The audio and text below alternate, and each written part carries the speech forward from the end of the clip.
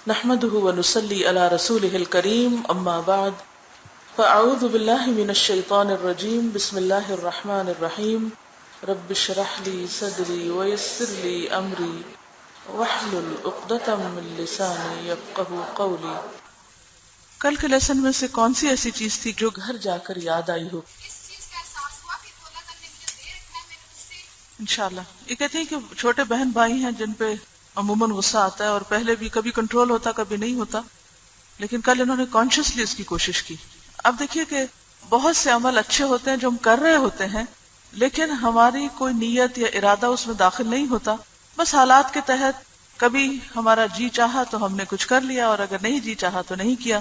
تو اس کے لیے ہمیں یہ یاد رکھنا چاہیے کہ اجر کے لیے نیت کا ہونا ضروری ہے، اور انشاءاللہ اگر آپ اس کتاب کا نیت کا باب پڑھیں تو اس میں آپ کو بہت سی ایسی چیزیں ملیں گی جو فائدہ دیں گی، کیونکہ عموماً ہمیں اپنی نیتوں پہ شک بھی رہتا ہے، اور ہم پریشان بھی رہتے ہیں، اور کر کے بے چین بھی ہوتے ہیں بعض اوقات کام کہ پتہ نہیں قبول ہوا یا نہیں، کیونکہ نیت پر ہی اعمال کا دار و مدار ہے۔ تو کافی شافی باب ہے اس کتاب میں نیت کے بارے میں، تو جو فائدہ مند ہوگا انشاءاللہ۔ کیونکہ اگر کوئی شخص عادتاً غصہ کنٹرول کر لیتا ہے تو بھی اچھی بات ہے کہ ایک اچھا کام کرتا ہے، لیکن عادتاً کوئی کام کر لینا اور ارادتاً کوئی کام کرنا، اس میں فرق ہے۔ جو کام انسان ارادتاً کرتا ہے اس پر اجر بڑا ہے، اور پھر جتنے ارادے کے ساتھ اور جس جذبے کے ساتھ کرتا ہے وہ سب بھی کاؤنٹ ہوتا ہے۔ اور عادتاً کوئی چیز کی جاتی ہے تو ٹھیک ہے، انسان کی برائی تو نہیں لکھی جاتی، لیکن نیکی بھی کوئی خاص نہیں ہوتی، کیونکہ وہ تو عادت ہے ہماری ایسا کرنا۔ اب آپ یہ کہیں گے کہ اچھی عادتیں ڈالنا بھی تو ایک مرحلہ ہوتا ہے اور ایک مشقت ہوتی ہے، تو ہاں، جو آپ نے اوور دا ٹائم کر کر کے عادت ڈال لی ہے، اپنے آپ کو اس مزاج کے مطابق ڈھال لیا ہے، تو اس پر بھی اجر ہے انشاءاللہ۔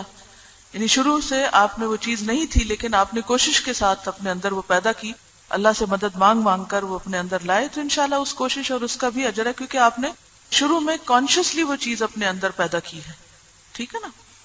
کیونکہ کوئی بھی نیکی اور نیکی کا کام عبادت جب بنتا ہے جب وہ صرف عادت نہیں ہوتا، یعنی ایک کام ہوتا ہے عبادت کے لیے اور ایک ہوتا ہے عادت کے لیے۔ عادتاً آپ کوئی اچھا کام کرتے ہیں تو اچھی عادتیں اچھی بات ہے، لیکن عبادت میں روح کا ہونا اور نیت کا اخلاص بے حد ضروری۔ بہت سی چیزیں جو ہماری عادت بن جاتی ہیں وہ بے روح ہو جاتی ہیں، اور ہمیں اس سے بھی محتاط ہونا چاہیے۔ مثلا روز ہمیں روزہ رکھنے سے منع کیا گیا ہے، ایوری ڈے۔ کیوں؟ کیونکہ پھر وہ کیا ہو جاتا ہے؟ عادت ہو جاتی ہے۔ آپ نے دیکھو کہ رمضان کے آخر میں جب آپ پہنچتے ہیں تو آپ کو اتنی عادت ہو جاتی ہے کہ پھر آپ کا دل چاہتا ہے کہ روزے ختم ہی نہ ہو، کیونکہ آپ کی روٹین سیٹ ہو گئی۔ لیکن پھر آپ کو چھٹی دے دی جاتی ہے، اور پھر اگلے سال دوبارہ سے ساری عادتیں توڑ کر ایک نئی عادت اختیار کرنے کے لیے کہا جاتا ہے۔ تو ہمارے دین کا یہ حصہ ہے، اور اس سے ہمیں بہت کچھ سیکھنے کو ملتا ہے کہ ہمیں زندگی میں نئے نئے چیلنجز قبول کرنے چاہیے، اور آگے بڑھنے کے لیے بے حد ضروری ہوتا ہے۔ بہت سے لوگ ایک روٹین لائف کے عادی ہو جاتے ہیں، اور اسی میں پھر وہ کمفرٹ محسوس کرتے ہیں، اور پھر اس سے باہر نکلنا یا اس سے آگے کچھ سوچنا وہ نہیں چاہتے۔ تو اس سے ایک ترقی کا جو ایک طریقہ کار ہے یا ترقی کی رفتار ہے وہ سلو ہو جاتی۔ تو اس میں ہر تھوڑے عرصے کے بعد ایک نئی روح اور ایک نیا رنگ ڈالنے کی ضرورت ہے۔ آپ نے دیکھا ہوگا کہ جیسے یہاں آ کر جو پاکستان میں 3 سال بعد جو بہت بڑا چینج نظر آیا وہ ٹیلی فون کمپنیوں کی ترقی ہے، اور میں دیکھ رہی تھی کہ کسی بھی کمپنی کا اشتہار وہ نہیں جو میں چھوڑ کر گئی تھی۔ اشتہار بھی نئے، ان کے رنگ، ان کے سٹائل، اور بہت کچھ انہوں نے نیا اس میں ڈالا ہے۔ ٹھیک ہے، دین میں ہم نئی چیزیں تو اس طرح نہیں ڈال سکتے، تو بدعت ہو جائیں گی، لیکن اس پر عمل کرنے کے جو طریقے ہیں یا ہماری اپنی پرسنل لائف میں جو چیزیں، اس میں ہم چینجز لا سکتے ہیں۔ اور اسی لیے دن رات کی جو روٹیشن ہے اور اس میں جو فرق آتا ہے، یہ بھی دراصل ہمارا ٹیسٹ ہے۔ اور عبادت کے مہینے جیسے رمضان مختلف مہینوں میں آتا ہے، ہجری کیلنڈر جو ہے اس کے پیچھے بھی یہی روح ہے کہ ہم ہر سال صرف سردیوں میں روزے رکھنے کے عادی نہ ہو جائیں۔ حج کا جو موسم ہر دفعہ تبدیل ہوتا ہے، اس میں بھی یہی روح ہے کہ مومن جو ہوتا ہے وہ کسی ایک چیز سے چپک کے نہیں رہ جاتا، کیونکہ جب آپ کسی ایک چیز میں بس پھنس جاتے ہیں تو پھر کیا ہوتا ہے؟ وہ عادت ہو جاتی۔ جب عادت ہو جاتی پھر آپ تھوڑے دنوں کے بعد بور ہونے لگتے ہیں، جب بور ہونے لگتے ہیں تو بس پھر وہ کوالٹی نہیں رہتی کام کی۔ تو اللہ سبحانہ و تعالیٰ کو کوالٹی چاہیے، اور کسی بھی نیک عمل میں کوالٹی پیدا کرنے کے لیے بے حد ضروری ہے کہ آپ چینج کو ایکسپٹ کرنے والے ہوں، تبدیلیوں کو خوشی سے قبول کرنے والے ہوں۔ استاذہ، میں یہ کہنا چاہتی ہوں کہ جو مجھے سب سے زیادہ فکر ہوتی ہے کہ سم ٹائمز دین کا کام کرنے والوں کے لیے چیزیں عادت بن جاتی ہیں، اور مجھے اس چیز کی اتنی فکر ہوتی ہے، بلکہ آپ نے، میں حیران ہوں کہ میرا سوال اور آپ کا جواب آ گیا، کہ اس کے لیے کیا ٹپس ہوں کہ یہ چیز عادت نہ بنے، روح ساتھ رہے ہر وقت. سب سے پہلے تو ہماری نماز ہی ہماری عادت بنی ہوئی ہے. ہم نماز کس طرح پڑھتے ہیں؟ عادتاً. اس لیے کوشش کے باوجود بھی اس میں خشوع و خضوع نہیں لا سکتے. اب اس کو عبادت کیسے بنایا جائے؟ عادت کو عبادت کیسے بنایا جائے؟ مثلاً آپ کیا کر سکتے ہیں؟ ٹائم تو تبدیل نہیں کر سکتے، ٹائم تو آپ کو وہی اختیار کرنا ہوگا، اور لیکن کیا کر سکتے ہیں؟ دعائیں جو ہیں، وہ جو مسنون دعائیں ہیں مزید یاد کی جائیں، چینج کر کے پڑھیں، اور قرآن کی تلاوت چینج کر کے پڑھیں. جگہ بدل کے بھی پڑھ سکتے، لیکن بہرحال پھر یکسوئی اس میں برقرار رہے. ہر شخص کو اللہ نے دماغ دیا ہے، عقل دی ہے، اور وہ استعمال کرنے کے لیے دی ہے. ایک تو یہ کہ خود بھی اس چیز کے بارے میں سوچے کہ اور کیا ہو سکتا ہے، اور نئے نئے تجربے کریں کہ جس سے آپ کی روح بیدار رہے. اسی طرح جیسے آپ مثلا لکھتے ہیں یا کوئی چیز پروڈیوس کرتے ہیں یا کوئی بھی کام کرتے ہیں، تو جو دنیا میں اور اس سلسلے میں ہو رہا ہے اس سے ویل انفارمڈ رہیں، اور کہاں پر کیا ہو رہا ہے، کیسے ہو رہا ہے. بعض اوقات یہ ہوتا ہے کہ ہم اپنا ایک طریقہ شروع کرتے ہیں اور اس خول میں بند ہو جاتے ہیں، اور پھر اسی میں ریسٹرکٹ ہو جاتے ہیں، اور پھر وہ مونوٹنس ہو جاتا ہے ہمارے لیے. لیکن جب ہم اور چیزیں بھی پڑھتے رہتے ہیں اور چیزیں بھی دیکھتے رہتے ہیں، تو نئے نئے آئیڈیاز اور نئی نئی چیزیں ہمارے سامنے آتی رہتی. مثلا قرآن پاک کو سکھانے کا طریقہ ہے، ٹھیک ہے لفظی ترجمہ یاد کرنا چاہیے، یا یہ ہے کہ اب ہمیں اس مفہوم کو سمجھنا چاہیے، لیکن مجھے یہ اچھا لگتا ہے کہ میں یہ جانوں اور ہر اس نئے آئیڈیا کو ویلکم کرتی ہوں کہ جس سے ایک نئی زبان کو سیکھنے میں مدد ملتی ہے. کہ قرآن مجید ہمارے لیے عربی زبان میں ہے، اور عربی زبان ایک نئی زبان ہے. تو لینگویج لرننگ کے آرٹس کیا ہیں، کیا کیا طریقہ کار اختیار کیے جاتے ہیں، اور ان سے ہم کیسے فائدہ اٹھا سکتے ہیں. اس میں ظاہر ہے کہ ہر شخص کے لیے وہ تجربہ کرنا آسان بھی نہیں ہوتا، اور اس کو لینا بھی، کیونکہ اس سب کے لیے ٹائم لگتا ہے. لیکن کوئی بھی آپ کام کریں، مثلا اگر آپ ڈاکٹر ہیں تو اس میں آپ کی روح برقرار کب رہتی ہے؟ آپ جب تک اپ ڈیٹ نہ ہو، نئی نئی جو بھی اس سلسلے میں ریسرچز ہو رہی ہیں ان کو نہ پڑھیں، ان کو نہ دیکھیں، تو بات نہیں بنتی. اسی طرح آپ نے دیکھا ہوگا کہ آرمی کے لوگ جو ہیں ہر کچھ عرصے کے بعد ایک نیا کورس کرتے ہیں، ایک نیا کورس، پھر وہ طالب علم بن جاتے ہیں، پھر وہ کیوں یہ سب ہوتا ہے؟ یعنی کچھ عرصہ کام کرنے کے بعد ایک جگہ پوسٹنگ ہوتی ہے، کوئی کام کرتے ہیں، پھر اس کے بعد دوبارہ کہاں چلے جاتے ہیں؟ ریفریش کرنے کے لیے کیا کرتے ہیں؟ پھر کورسز پہ چلے جاتے ہیں، پھر نئے نئے کورسز پہ چلے جاتے ہیں. وہ کیوں جاتے ہیں؟ جی تاکہ مختلف حالات میں ان کا دماغ استعمال ہو سکے. اسکل انہینسنگ بہت ضروری ہوتی ہے، اور یہ ہے کہ اگر ہمیں نہ پتا ہو کہ اور دنیا میں کیا ہو رہا ہے تو ہم پیچھے رہ جائیں گے. اور اس وقت مسلمانوں کا حال یہی ہے، ہم کیوں پیچھے ہیں؟ کیوں پیچھے؟ نئی چیز کو ویلکم نہیں کرتے، سیکھتے نہیں، اڈاپٹ نہیں کرتے، ایکسپٹ نہیں کرتے. سب سے بڑی مشکل مصیبت ہماری ہے کہ ہم چینج ایکسپٹ نہیں کرتے. ہم بعض اوقات اس کو اپنے خلاف سمجھتے ہیں، بعض اوقات ہمارے آرام اور سکون، اور کیونکہ ذہن نہیں استعمال کرنا پڑتا نا. کچھ عرصہ پہلے مجھے کسی نے بتایا کہ اولڈ ایج میں جیسے حافظہ کمزور ہوتا ہے، تو اس کی بھی بنیادی ایک وجہ یہ ہوتی ہے کہ ہم عادی ہو جاتے ہیں چیزوں کے خاص طریقے سے کرنے کے، اور پھر انہیں کو بھولنے لگتے ہیں. تو کرنا یہ چاہیے کہ اپنے دماغ کی ایکسرسائز کے لیے، کہ مثلا اگر آپ ایک مخصوص جگہ پر چابی رکھتے ہیں تو وہاں رکھنا چھوڑ دیں، اس کے علاوہ ایک اور جگہ رکھیں. یعنی مثلا رائٹ ہینڈ پہ کوئی چیز رکھیے تو لگتا کہ آپ کا دماغ استعمال ہو. ہم بھی مشینوں کی طرح آٹومیٹک ہو جاتے ہیں، اور جب ہم آٹومیٹک ہو جاتے ہیں تو پھر کیا ہوتا ہے؟ تو دماغ نہیں استعمال ہوتا. تو بہانے ڈھونڈے کس چیز کے؟ دماغ استعمال کرنے کے. اور اس کے لیے obviously آپ کو تکلیف کرنی ہوگی، پین سے گزرنا ہوگا. کوئی چیز پین سے گزرے بغیر کریٹ نہیں کی جا سکتی. چلیے اور کیا کیا آپ نے، کیا پڑھا، کیا سیکھا؟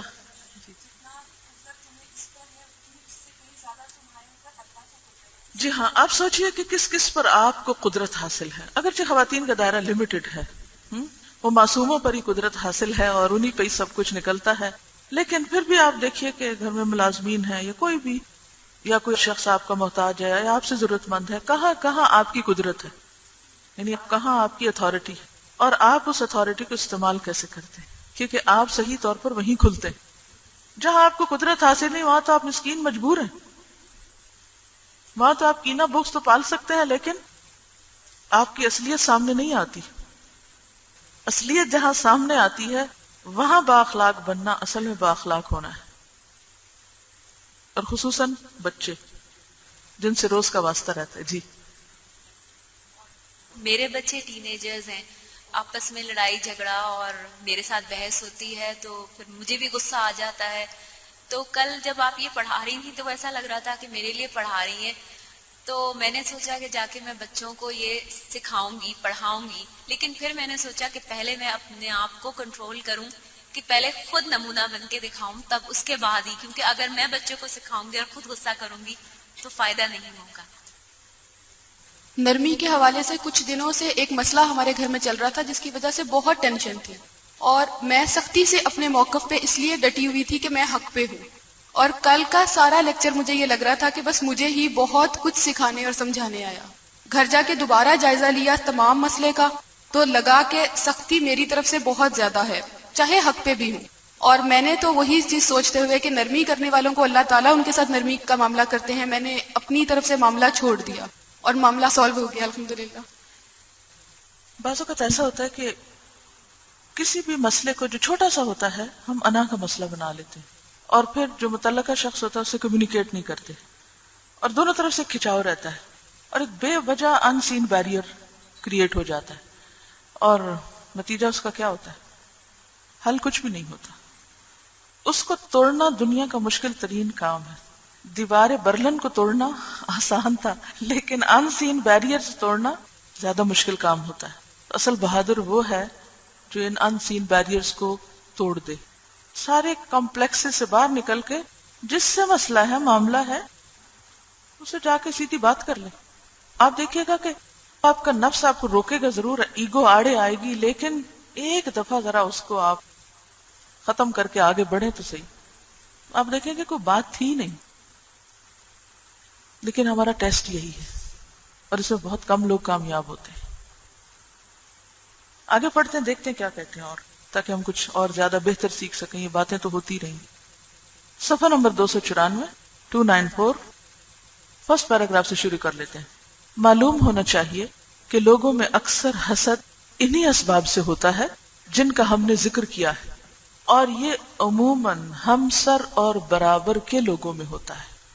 یہ بہت کام کی بات ہے کہ اگر آپ جائزہ لیں تو حسد برابر کے لوگوں میں ہوتا ہے. ایک عہدے پہ کام کرنے والے، ایک جیسا کام کرنے والے، ایک طرح کا سٹیٹس رکھنے والے، مثلا بھائیوں اور چچا زاد بھائیوں میں. آپ دیکھیے کہ بنی اسرائیل اور بنی اسماعیل کی رشتہ داری کیا ہے؟ چچا زاد ہے. اور دنیا کا سب سے بڑا کانفلکٹ، ناقابل حل مسئلہ، ایک باپ کی اولاد ہے، لیکن کس قدر دوریاں ہو گئی.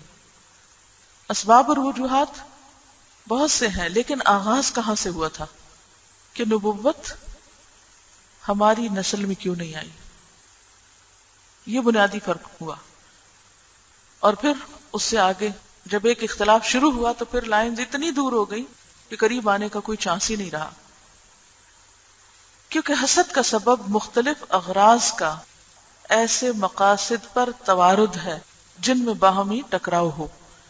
حسد کا سبب کیا ہے؟ مختلف اغراض. اغراض کیا ہوتی؟ کس کی جمع ہے؟ غرض. غرض کیا ہے؟ مقصد، مطلب. مختلف غرضیں، ان کا ایسے مقاصد پر، یعنی چند ایک کامن گولز ہوتے ہیں، اس پر توارد یعنی وارد ہونا ہے، یعنی ان کو ٹارگٹ کرنا ہے جن میں باہمی ٹکراؤ ہے. یعنی باہمی ٹکراؤ والی چیزوں کی طرف مختلف لوگوں کا اکٹھے بڑھنا. تم دیکھو گے کہ عالم عالم سے حسد کرے گا، نہ کہ عابد سے، کیونکہ مقابلہ ہی کوئی نہیں، دونوں کا فیلڈ فرق ہے. اور عابد عابد سے حسد کرے گا، نہ کہ عالم سے. اسی طرح تاجر تاجر کا حاسد ہوگا، اور موچی موچی کا. اگر آپ کسی موچی کے پاس بیٹھے ہیں، جتنی دیر میں جوتا گانٹتا ہے، اور اس سے کچھ بات چیت کر کے دیکھیں تو ہو سکتا ہے کہ اور موچیوں کے خلاف بول رہا ہوں. اور یہی حال عموماً لوگوں کا ہوتا ہے. اس میں پڑھے لکھے، عالم، جاہل، نیک، بد، سب برابر ہیں، کیونکہ حسد ہر ایک کے اندر ہے کسی نہ کسی درجے میں، اور اسے کنٹرول کرنا بے حد مشکل کام ہے. اور بعض اوقات انسان حسد کی راہ میں ایسا بہتا ہے کہ اس کو خود بھی احساس نہیں رہتا کہ وہ کر کیا رہا ہے. اچھا بھلے عقل مند لوگ ناسمجھ ہو جاتے ہیں. اور شیطان اس ساری چیز کو اتنا خوشنما بنا کے پیش کرتا ہے کہ انسان اپنے عمل کو جو کہ سراسر غلط ہوتا ہے جسٹیفائی کرنے لگتا ہے. ان میں سے کوئی بزاز سے حسد نہ کرے گا. بزاز کہتے ہیں کپڑے کا کاروبار کرنے والے کو. مگر یہ کہ کوئی اور وجہ ہو, کوئی اور ایسی مشترک ریزن ہو, مثلا رشتہ دار ہیں یا کوئی اور کامن کاز ہے, تو اس وجہ سے. عداوت کا اصل ایک ہی غرض میں مزاحمت ہے. عداوت کا اصل ایک ہی غرض میں مزاحمت ہے. ایک ہی غرض یعنی گول ایک ہے, اور اس کو اچیو کرنے کے لیے بہت سارے. یہ بالکل ایسے ہی نا کہ جیسے مثلا بعض اوقات مقابلہ ہوتا ہے نا کہ ایک ریس لگی ہوئی ہے, تو اب کھلاڑیوں کو آپ کھیل کے میدان میں دیکھیں, امیجن کریں سارے دوڑ رہے ہیں. کس چیز کے لیے دوڑ رہے ہیں؟ ایک گول کو پانے کے لیے, کہ سب سے پہلے کون اس کو جا کے ٹچ کرتا ہے, کون وہاں تک پہنچتا ہے. اب کیا ہے کہ اس میں کوئی کسی پر رحم نہیں کرے گا, کوئی کسی کو نہیں دیکھے گا. کوئی گر جائے تو کوئی چھوڑ کے اٹھانے لگتا ہے اس کو, کوئی ایکسیڈنٹ ہو جائے. بعض کاروں کی ریس ہوتی ہے, اگر کسی کے ساتھ کوئی نقصان ہو گیا, کوئی حادثہ ہو گیا, تو دوسرے تھوڑی چھوڑ کے اٹھتے ہیں, وہ اپنے دھن میں لگے رہتے ہیں. تو بہت سارے لوگ جو اکٹھی ایک ریس لگا رہے ہیں, یعنی انہوں نے پہنچنا ایک جگہ پر ہے اور وہ اکٹھے چل رہے ہیں, تو حسد ان کے بیچ میں ہوگا. ٹھیک ہے نا, مثلا یہ انگلیاں ہیں میری, تو یہ افراد ہیں اور ان سب کا ایک گول ہے, تو ان کو جانا ہے. تو اب یہ کہ کوئی چھوٹی ہے, کوئی بڑی ہے, کوئی اونچی ہے, کوئی نیچی ہے, تو اب یہ ہے کہ ان میں باہمی مزاحمت اور ٹکراؤ ہوگی. کہتے ہیں برتن بھی ایک جگہ ٹکراتے رہتے ہیں.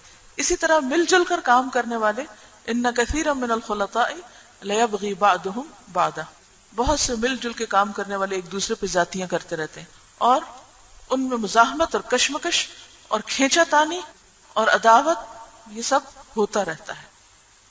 اب اگر ہم اپنی پوزیشن کو دیکھ لیں کہ ہم کہاں کام کر رہے ہیں, کیا کام کر رہے ہیں, اور پھر کس مقصد کے لیے کام کر رہے ہیں, تو عموماً دیکھیں نا, آپ لوگ شکایت کرتے ہیں کہ لوگ دین کا بھی کام کرتے ہیں مگر کوئی ٹیم ورک نہیں, کوئی اتحاد نہیں, اتفاق نہیں, آپس میں محبت نہیں. ہوتی نہیں شکایتیں؟ سب کا ایک ہی مقصد ہے, ایک ہی غرض ہے, لیکن پھر بھی آپس میں نہیں بنتی. کیوں نہیں بنتی؟ ایک لیول پہ ہی ہوتے ہیں ایک طرح سے, اور ایک ہی کام کر رہے ہوتے ہیں, لیکن کہنے کو کہتے بھی ہیں کہ اللہ کی رضا کے لیے کر رہے ہیں, لیکن بہرحال آپس کی رکاوٹیں بھی کسی نہ کسی درجے میں چل ہی رہی ہوتی ہیں. جو اختلاف رائے ہوتا ہے اس کو پرسنل لے لیتے ہیں, چیزوں کو پرسنل لے لیتے ہیں, اور جو پرسنل لیتے ہیں تو مسئلہ حل نہیں ہوتا. مثلا اگر کچھ لوگ مل کے ایک پروجیکٹ پہ کام کر رہے ہیں, تو ایک شخص کے کرنے سے تو وہ ہوگا نہیں, بہت سے لوگوں کو مل کے کرنا ہوگا. اب جو مل کے کریں گے تو کسی کی رفتار زیادہ تیز ہوگی, کسی کی کم ہوگی, کسی کا ذہنی لیول کوئی ہوگا, کسی کا کچھ اور ہوگا. اب نتیجہ کیا ہوگا کہ ہم بعض اوقات اپنے اوپر دوسرے کو پرکھتے ہیں کہ اگر ہم یہ کر رہے ہیں تو دوسرا ایسے کیوں نہیں کر رہا, جیسے میں کر رہا ہوں دوسرے کو بھی ایسے ہی کرنا چاہیے. یا کچھ اور ریزنز بھی ہو سکتی, یا یہ کہ لوگ ہماری ایکسپیکٹیشن سے پورے نہیں اترتے, اس سے بھی ہمیں فرسٹریشن ہوتی. یا پھر یہ بعض اوقات یہ بھی ہوتا ہے کہ کوئی ہم سے بہتر کام کرنے والا آ جاتا ہے, اس سے بھی ہم انسیکیور ہو جاتے ہیں, اور ہم یہ بھول جاتے ہیں کہ یہ بھی شخص دراصل دین ہی کے فائدے کے لیے کام کر رہا ہے, گول ایک ہی ہے. صرف یہ کہ طریقہ کار یا اسٹائل یا علم یا تجربہ یا اسکل فرق ہے, تو اسے کھلے دل سے ایکسپٹ کرنے کی ضرورت ہوتی ہے. تو بہت سے لوگ اس اصل گول کو بھول جاتے ہیں اور ایک دوسرے سے ٹکراؤ شروع کر دیتے ہیں. اور اگر کوئی شخص ہماری رائے سے فرق رائے دے دیتا ہے تو ہم اس کو پرسنل لے لیتے کہ شاید اس نے مجھے کنڈیم کیا ہے, حالانکہ وہ اس شخص کو کنڈیم کرنا نہیں ہوتا. اصل چیز کیا ہوتی ہے کہ وہ کام کس طرح بہتر طور پہ ہو سکتا ہے, منزل تک کیسے بہتر پہنچا جا سکتا ہے. عداوت کا اصل ایک ہی غرض میں مزاحمت ہے. ایک غرض دو دور رہنے والوں کو جمع نہیں کرتی, جیسے کہ دو شہروں میں رہنے والوں میں کوئی غرض مشترک نہیں ہوتی, اس لیے ان کے مابین حسد بھی نہیں ہوتا. مگر جس شخص پر اقتدار حاصل کرنے کی حرص غالب ہو, وہ ہر اس آدمی پر حسد کرے گا جسے وہ اپنی صفات میں ہم مرتبہ خیال کرے گا, خواہ وہ دنیا کے کسی بھی حصے میں رہتا ہو. پروفیشنل جیلسیز جو ہوتی ہیں, اس کے لیے ایک شہر میں رہنا بھی ضروری نہیں ہوتا, وہ جیلسی پروفیشن کی وجہ سے ہوتی. اور اس پروفیشن میں کوئی شخص کہا جاپان میں بیٹھا ہو یا چائنا میں بیٹھا ہو یا امریکہ میں بیٹھا ہو, ان کی وہ جیلسیز چلتی رہے گی, کیونکہ ان کی بھی غرض جو ہے وہ ایک ہے, اور وہ اس میں دوسروں کو اپنے ہم پلہ سمجھتے ہیں, اور پھر ایک دوسرے کی کاٹ میں بعض اوقات لگے رہتے ہیں. اب اس وقت بڑی بڑی عالمی قوتوں کے درمیان جو ایک کولڈ وار جس کو آپ کہتے ہیں وہ چلتی رہتی ہے، اس کی بنیادی وجہ کیا ہے؟ آپس میں اشتراک بھی کر رہے ہوتے ہیں لیکن وہ ایک جیلسی اور ایک جسے ہم عام طور پر کولڈ وار کہتے ہیں وہ موجود ہوتی، کیونکہ مفادات فرق ہے نا، اور وہ یہ سمجھتے ہیں کہ کسی اور کا آگے بڑھنا انسانیت کے فائدے کے لیے نہیں، دراصل ہمارے نقصان کے لیے. اگر کوئی اور اس فیلڈ میں آ جائے گا تو ہمارا بزنس پیچھے چلا جائے گا، تو وہ پرسنل لے لیتے ہیں نا اس کو. اور ان سب چیزوں کا علاج صرف دین نے کیا ہے، اور اس کا علاج صرف اخلاص میں. انسان کا عمل نہ تو اللہ کے ہاں قابل قبول ہے اس وقت تک جب تک کہ خالصتاً اس کے لیے نہ ہو، اور خالصتاً اس وقت ہوتا ہے صرف جب انسان ہر حال میں جمع رہے، خواہ کوئی اس کی تعریف کرے خواہ اس پہ تنقید کرے، کیونکہ وہ کسی کے لیے نہیں کام کر رہا، وہ اللہ کے لیے کر رہا ہے، اور اسے اپنے منزل تک پہنچ کے رہنا ہے چاہے وہ کسی بھی جگہ سے گزرے. اب جیسے ابراہیم علیہ السلام کو بہت بڑی مثال ہے، لیکن بہرحال قرآن نے ہمارے لیے اسوہ ان کو قرار دیا، تو اس میں بھی آپ دیکھیے کہ وہ کن کن منزلوں سے گزرے اپنے اس گول کو اچیو کرنے کے لیے. وہ کسی جگہ پہ بھی رکے نہیں، کسی کی بھی مخالفت کی پرواہ نہیں کی. تو ایسے ہی ہر سنسیئر شخص جو اللہ کے لیے سنسیئر ہو وہ تکلیفیں تو برداشت کر لے گا لیکن اپنے مقصد سے 1 انچ بھی نہیں ہٹے گا، وہ اس کام کو نہیں چھوڑے گا جو وہ کر رہا ہے. ان سب چیزوں کی بنیاد دراصل دنیا کی محبت ہے، اس کو انڈر لائن کر لیں. یعنی یہ حسد اور جیلسیز اور یہ عداوتیں اور یہ سب چیزیں بنیاد کیا ہے؟ دنیا کی محبت. اور دین اسلام کا اصل کمال کیا ہے کہ اس نے لوگوں کے اندر سے دنیا کی محبت نکال کے آخرت کی محبت ڈال دی، منزل فرق کر دی. وَبِالْآخِرَةِ هُمْ يُوقِنُونَ أُولَئِكَ عَلَىٰ هُدًى مِّن رَّبِّهِمْ وَأُولَئِكَ هُمُ الْمُفْلِحُونَ. اور دنیا ان لوگوں پر تنگ ہو جاتی ہے جو اس سے محبت کرتے ہیں. اس کے مقابلے میں عاقبت یعنی آخرت کی بھلائی چاہنے والوں کے لیے تنگی نہیں، وہ تنگی میں بھی خوش ہیں.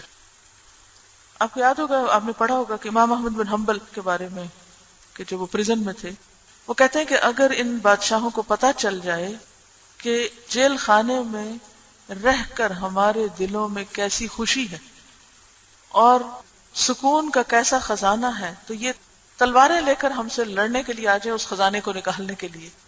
لیکن وہ جانتے ہی نہیں کہ اس قید میں بھی کیسی لذت ہے. پھر اس شخص کے لیے کوئی تنگی رہتی نہیں کیونکہ اس کے دل میں وسعت ہے. ورنہ بڑی بڑی جگہ لوگوں پہ تنگ ہو جاتی ہیں جب دل تنگ ہوتے ہیں. جو آدمی اللہ تعالی اور اس کے فرشتوں، اس کے نبیوں اور اس کی زمین اور آسمان کی بادشاہی کی معرفت حاصل کرے گا. کس کی معرفت، کس کی پہچان؟ اللہ کی معرفت، فرشتوں کی، نبیوں کی، زمین اور آسمان کی بادشاہت کی کہ مالک کون ہے اصل. اور اللہ سے محبت رکھے گا، وہ کسی آدمی سے حسد نہ کرے گا. یہ ہے اصل علاج حسد کو نکالنے کا. کیونکہ معرفت عارف لوگوں پر تنگ نہیں ہوتی بلکہ ایک ہی معلوم کو لاکھوں جہان پہچانتے ہیں. یعنی اللہ کی معرفت اگر مجھے بھی اور آپ سب کو بھی ہے تو اس سے ہمارے دلوں میں کوئی جالسی نہیں آئے گی، بلکہ کیا ہوگا؟ باہم محبت بھی آئے گی اور اللہ سے محبت بھی. کیونکہ صرف ہم ہی نہیں جو اس چھت کے نیچے بیٹھے ہوئے ہیں، کروڑوں لوگ ہیں دنیا میں جو اس کو پہچانتے ہیں، اور ان سب کے ساتھ ایک یکجہتی ہو جائے گی اور دوسروں کی معرفت سے خوش ہوتے ہیں. اب دیکھیے کہ اگر آپ کو واقعی دین سے محبت ہے نا، آپ سچے محب ہیں، محب کہتے ہیں محبت کرنے والے، آپ واقعی دین سے محبت کرتے ہیں، تو اس سے کوئی فرق نہیں پڑتا کہ دین کی خدمت کون کر رہا ہے. وہ جو بھی ہے، وہ جہاں بھی ہے، وہ جیسا بھی ہے، قدرتی طور پر آپ کو اس سے محبت ہوگی. کیوں؟ کس وجہ سے؟ آپ اس کے کام پر خوش ہوں گے، آپ اس کو سپورٹ کرنا چاہیں گے. وائی؟ کیونکہ آپ کو اپنی ذات سے محبت نہیں کہ آپ اپنی پروموشن کے لیے سب کر رہے تھے یا اپنے باپ دادا کی پروموشن میں لگے ہوئے یا کسی خاص نیم ٹیگ کے اوپر آپ لوگوں کو اکٹھا کر رہے ہیں. آپ کی اصل دلچسپی کس سے ہوگی؟ اس کے دین کا کام ہو، جو بھی کرے، جس کے نصیب میں وہ کرے، اور ہمیں اس سے محبت ہے، جو بھی کرے. پھر آپ اس سے تعاون کریں گے، پھر آپ اس کی غیبت نہیں کریں گے، آپ اس کی جڑیں نہیں کاٹیں گے، آپ اس سے نفرت نہیں کریں گے، آپ اس کو نقصان نہیں دیں گے. کیوں؟ کیونکہ اس کا نقصان دراصل دین کا نقصان ہے. اس کو مدد نہ دینا دراصل دین کو مدد نہ دینا. کاموں میں نا ہم اپنے کردار جو ہمارا رول ہے اس کی اہمیت سے تو واقف ہوتے ہیں، لیکن جو دوسرے کا رول ہے اسی مقصد کو حاصل کرنے میں اس کی اہمیت سے واقف نہیں ہے یا اس کو سمجھنا ہی نہیں چاہ رہے. کیونکہ مقصد کو نہیں جی سمجھتے ہم پھر مقصد اپنے، کو ورنہ تو بہت جلدی ہمیں نظر آ جائے. یہ ہم سب کے لیے ایک بہت بڑا ٹیسٹ ہے. ہم سب کو اس میں اپنے آپ کو پرکھنا اور کھنگالنا چاہیے کہ ہم کہاں کھڑے، ہماری اصل محبت کس سے، اصل وفاداری کس سے ہے. نفرتیں وہاں ہوتی ہیں جب ہم یہ سمجھتے ہیں کہ کوئی آگے بڑھ گیا تو ہم پیچھے رہ جائیں گے. اور آپ یقین کریں کہ اس میں دین کا اتنا بھلا اور اتنی خیر ہے کہ اس کا میں نے ذاتی طور پہ تجربہ کیا. جب تک میں پاکستان میں تھی تو اکثر ایسا ہوا کہ الہدا کے بننے سے پہلے اور بھی دینی جماعتیں کام کر رہی تھی. کچھ کی طرف سے کچھ ویلکم بھی ہوا، کچھ تھوڑا بہت تعاون بھی ہوا، لیکن سچ پوچھے تو اس طرح کا خوشی سے کسی کا جسے کہتے ہیں کہ ایک سپورٹ نہیں ملی.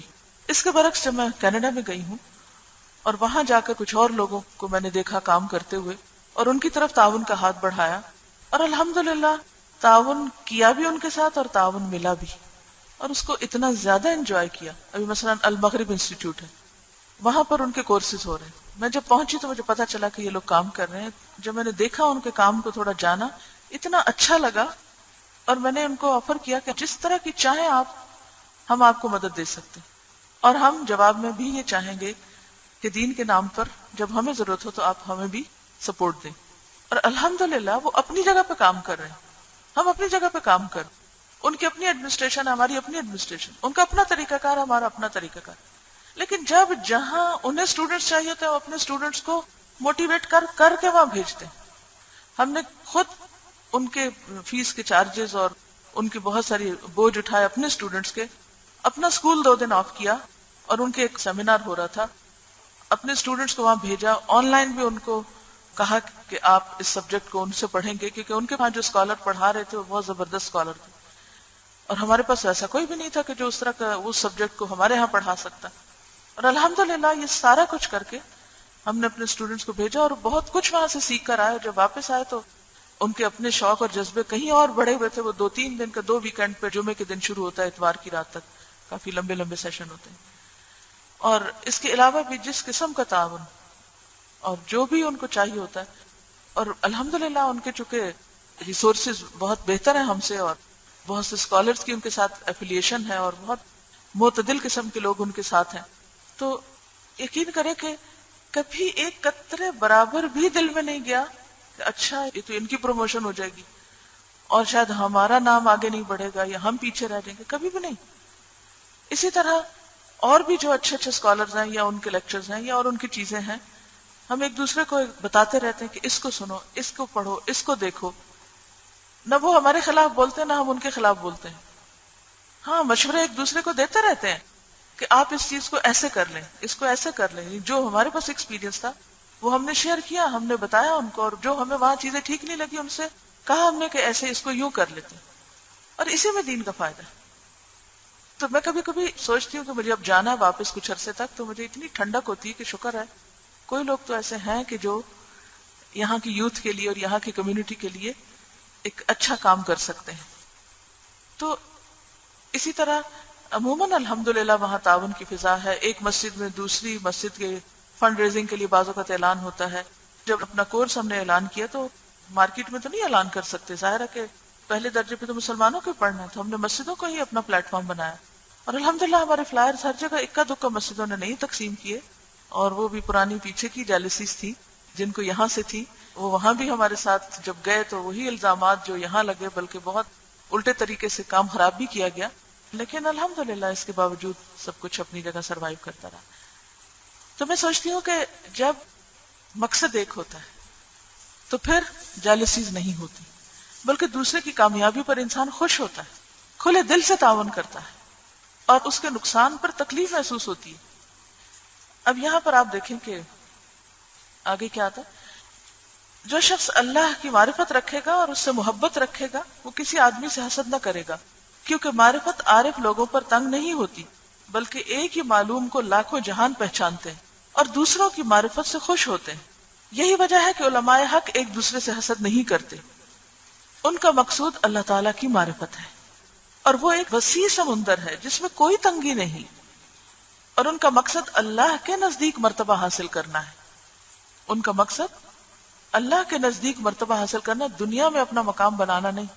اور آپ تھوڑی دیر کے لیے سوچیں کہ اگر آپ کی زندگی میں واحد مقصد یہ ہو کہ میرا مقام اللہ کی نظر میں بڑا ہو جائے، کیا وہ دنیا میں چھوٹا ہو سکتا ہے؟ دنیا میں چھوٹا ہو سکتا ہے؟ پھر ابراہیم علیہ السلام کے زمانے میں کوئی پریس اور کوئی میڈیا کے مختلف ذرائع اور کمیونیکیشن کے ذرائع تھے؟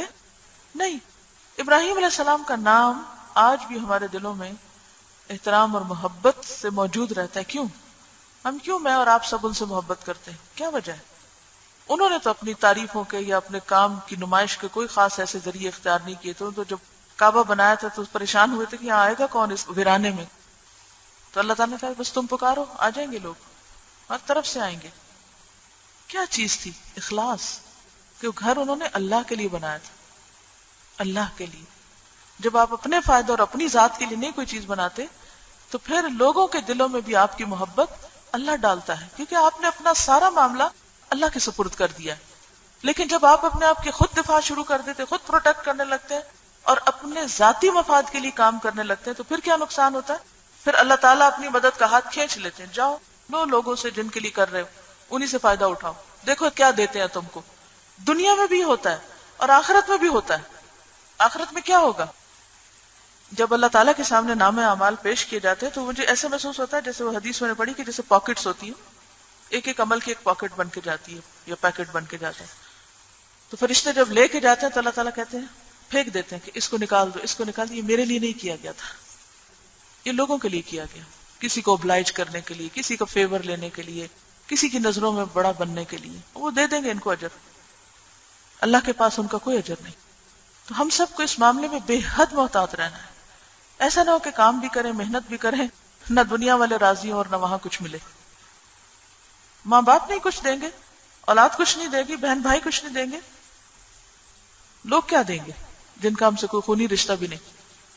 اور دینی رشتہ تو صرف اس وقت ہوتا ہے جب آپ واقعی سچی اللہ سے محبت کرتے ہو. اس کے بغیر اللہ کی خاطر محبت بھی کوئی نہیں ہوتی. بہرحال اس کی سب سے بڑی نعمت خود اس کی ملاقات کی لذت ہے، اور اس میں نہ ممانعت ہے نہ مزاحمت، بلکہ کثرت سے ان کی محبت زیادہ ہوتی ہے.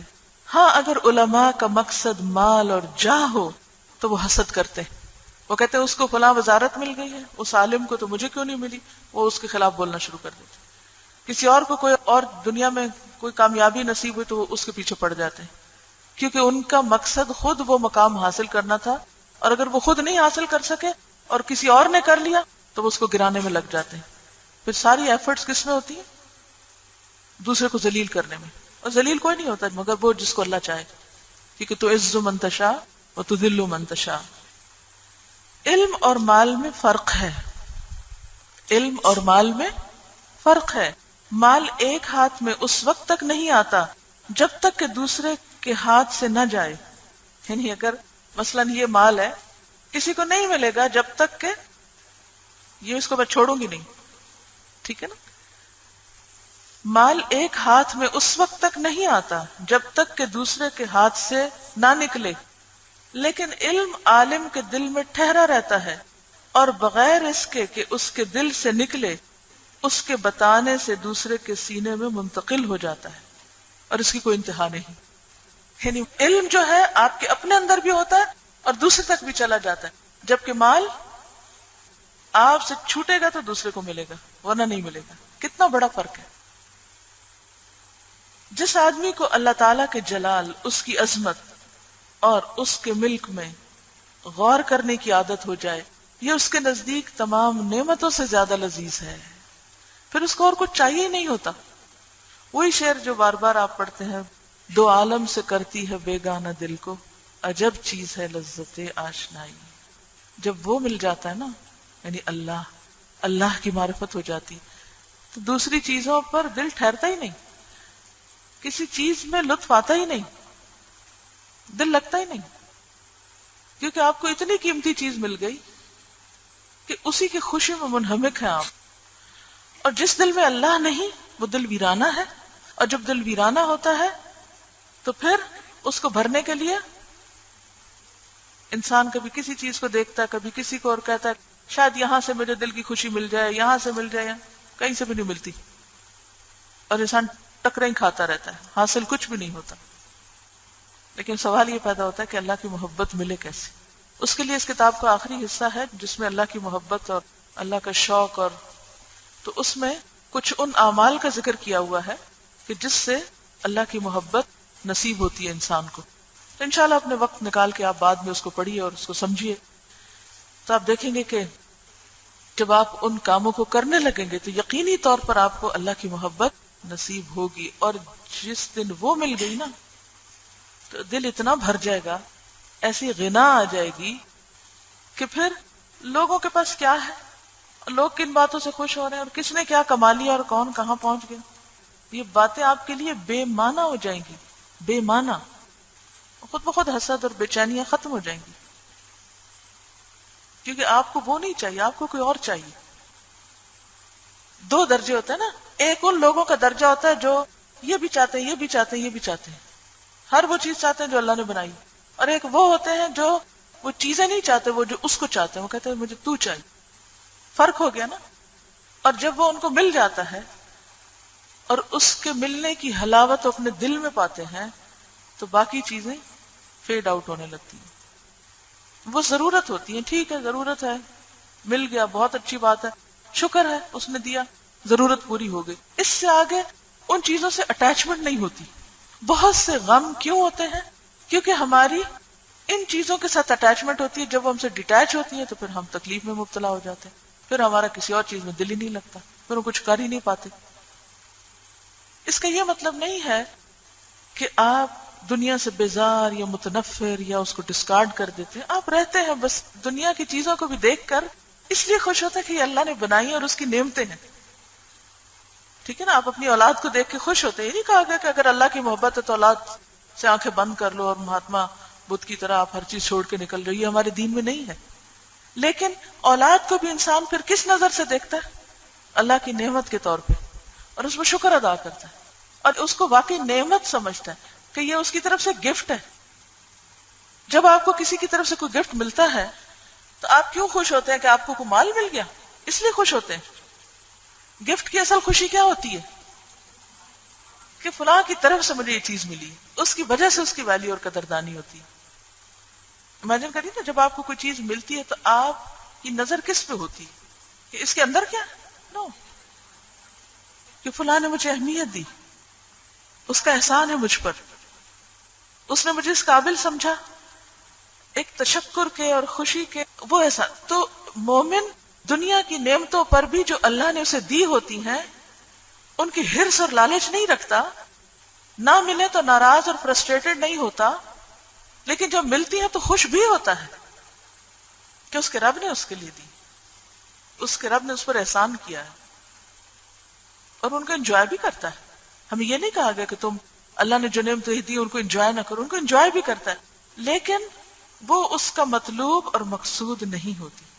اس کے دل میں ہرس، طمع اور لالچ نہیں ہوتی، اور جو اس کو ملتا ہے اس پہ وہ قناعت کرتا ہے اور بہتر چیز کی طرف بھی جاتا ہے. تو اس لیے کہ اس سے میرے رب کے قرب میں اضافہ ہوگا. انی احببت حب الخیر عن ذکر ربی. کیا کہا تھا سلیمان علیہ السلام نے گھوڑوں کو دیکھ کر کہ میں اس مال سے محبت کس لیے رکھتا ہوں، ان گھوڑوں کی محبت کس لیے؟ عن ذکر ربی، کی رب کی یاد دلاتے ہیں مجھے. تو اس لیے پھر مومن کا مال ہو یا اولاد ہو یا وسائل ہو یا اتھارٹی ہو یا اسٹیٹس ہو، ہر چیز لگ جاتی ہے کس میں؟ پھر ایک وسیلہ اور واسطہ اور ذریعہ بن جاتی ہے. کس چیز کے لیے؟ اس تک پہنچنے کے لیے. وہ منزل نہیں ہوتی، وہ چیز صرف سیڑھی ہوتی ہے جو اس تک پہنچاتی. خواہ وہ دوست ہو آپ کے، خواہ وہ آپ کا مال ہو یا اولاد ہو یا شوہر ہو یا کوئی بھی ہو، آپ کا اس کے ساتھ ریلیشن شپ جتنا بھی اچھا، آپ اس کو انجوائے بھی کر سکتے ہیں اور اس کے ساتھ ساتھ اس کو ایک ذریعہ سمجھتے ہیں. کس کا؟ وہاں تک جانے کا. اور ہر اس چیز کو اپنا دشمن سمجھتے ہیں جو رکاوٹ ڈالے کس میں؟ وہاں تک جانے میں، اس تک پہنچنے میں. تو پھر حسد اور بے چینی اور عداوت، رقابت، ان سب مصیبتوں سے انسان کی جان چھوٹ جاتی. جو مل جائے راضی، جو نہیں ملا اس کو اللہ کا فیصلہ سمجھ کے قبول کر لیا کہ میرے رب نے میری بھلائی چاہی ہے اس لیے مجھے نہیں دیا، کیونکہ وہ ظلم نہیں کرتا کسی پر. جس آدمی کو اللہ تعالیٰ کے جلال، اس کی عظمت اور اس کے ملک میں، یعنی ملک سے مراد یہاں کوئی کنٹری نہیں، اس سے ملک سے مراد اس کی بادشاہت، ملکوت میں غور کرنے کی عادت ہو جائے، جیسے ابراہیم علیہ السلام نے اس کے ملکوت میں غور کیا تھا، تو یہ اس کے نزدیک تمام نعمتوں سے زیادہ لذیذ ہے. اس کے دل میں کسی سے حسد نہیں ہوگا. اگر کوئی اور اس کی طرح معرفت حاصل کر لے گا تو اس کی لذت میں کوئی کمی نہیں آئے گی. یعنی اگر ساری دنیا بھی اللہ سے محبت کرنے لگے، کاز تو مشترک ہے، لیکن کسی محبت کرنے والے سے جالسی نہیں ہوگی کہ کیوں تم کیوں اللہ سے محبت کرتے. اچھا دنیا میں کیا ہوتا ہے، مثلا آپ ایک چیز سے محبت کرتے ہیں اور کوئی اور بھی اس سے کرنے لگے، مثلا آپ اپنے شوہر سے محبت کرتے اور کوئی اور بھی اس سے کرنے لگے، تو مرنے مارنے پہ تم جائیں گے. یہ بالکل صحیح ہے. میں ابھی دبئی میں تھی 2 ہفتے پہلے، تو میں جیل میں گئی، تھوڑا سا میں نے کہا کہ جا کے ان سے بھی کوئی بات چیت کرنی چاہیے، اور ویسے تو اپنی اصلاح کے لیے. تو وہاں ایک خاتون تھی 10 سال سے جیل میں تھی، تو مجھے پتا چلا کہ اس نے اپنی سوکن کو قتل کیا تھا اور اعتراف بھی کیا تھا، تو اب لائف سینٹنس میں. اب تو خیر اس کی بہت اصلاح ہو چکی ہے، تو قرآن بھی پڑھ رہی ہے اور دوسروں کے لیے ایک رہنمائی کا ذریعہ بھی ہے. اور میں نے پوچھا شوہر کہا اب تمہارا، کہتے اکیلا ہے گھر میں، ایک کو اس نے مار دیا، دوسری جیل میں آ گئی. اب آپ دیکھیں حاصل کیا ہوا نا، یہ حسد کا نتیجہ ہے. اینی ہاؤ پھر پڑھیں اس جملے کو. یہ محبت سب چیزوں سے انوکھی محبت ہے. جس آدمی کو اللہ تعالیٰ کے جلال، اس کی عظمت اور اس کے ملک میں غور کرنے کی عادت ہو جائے تو یہ اس کے نزدیک تمام نعمتوں سے زیادہ لذیذ ہے. اس کے دل میں کسی سے حسد نہیں ہوگا. کوئی اور اس کی طرح معرفت حاصل کر لے گا تو اس کی لذت میں کوئی کمی نہیں آئے گی. جتنے لوگ چاہے اللہ سے محبت کریں، اس محب کو کوئی فرق نہیں پڑتا، اور خوش ہوگا کہ جس کو میں چاہتا ہوں اور بھی اسے چاہتے ہیں، اور ان سے بھی وہ محبت کرے گا کہ اچھا تم بھی اللہ سے محبت کرتے ہو تو اللہ کی خاطر میں تم سے محبت کرتا ہوں. بہرحال اب تم کو معلوم ہو چکا ہوگا کہ حسد ایک ایسے مقصود پر مر مٹنے والوں میں ہوتا ہے جو سب کو نہ مل سکے. حابیل قابیل کا قصہ یاد کر لیں. تم لوگوں کو دیکھو گے کہ آسمان کی زینت دیکھنے کے لیے کبھی مزاحمت نہیں کرتے، کبھی نہیں لڑتے کہ نہیں تم نہ دیکھو آسمان میں دیکھوں گا، کیونکہ اس کے کنارے بڑے وسیع ہیں. وہ تمام دیکھنے والوں کا ذوق دید پورا کر سکتے ہیں. لیکن مین میڈ چیزیں جو ان کی لمیٹیشنز ہیں. اگر تم اپنے نفس کے خیر خواہ ہو تو وہ نعمتیں طلب کرو جن میں مزاحمت نہیں.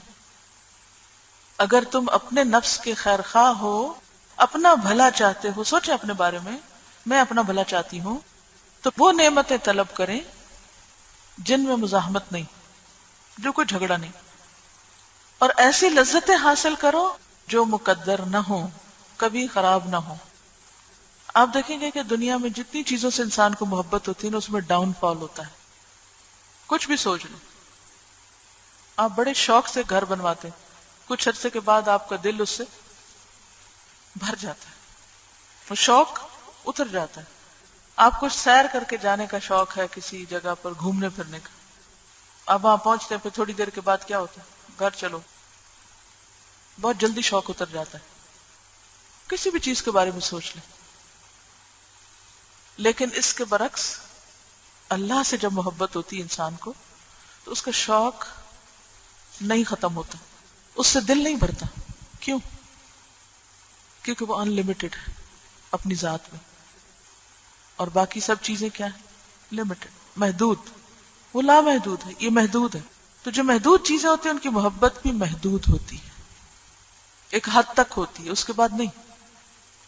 لہذا انسان وہاں سے نیچے آنے لگتا ہے. اور دنیا میں ایسی نعمت اللہ تعالیٰ کی معرفت اور اس کے ملکوت کے عجائبات کے سوا اور کوئی نہیں. لیکن معرفت میں بھی اس نعمت کی طلب نہیں کی جاتی. اگر تمہیں اللہ تعالیٰ کی معرفت حاصل کرنے کا شوق نہیں اور نہ تمہیں اس کی لذت حاصل ہوتی ہے تو تم مرد دانا نہیں ہو، یعنی تم عقل مند انسان ہی نہیں ہو.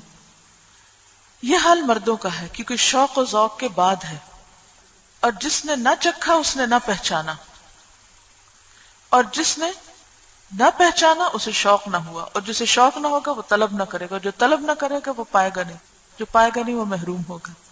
پڑھیے اس کو. اور جس نے نہ چکھا یہاں سے پڑھیے, خود پڑھیے, ذرا اونچا پڑھیے.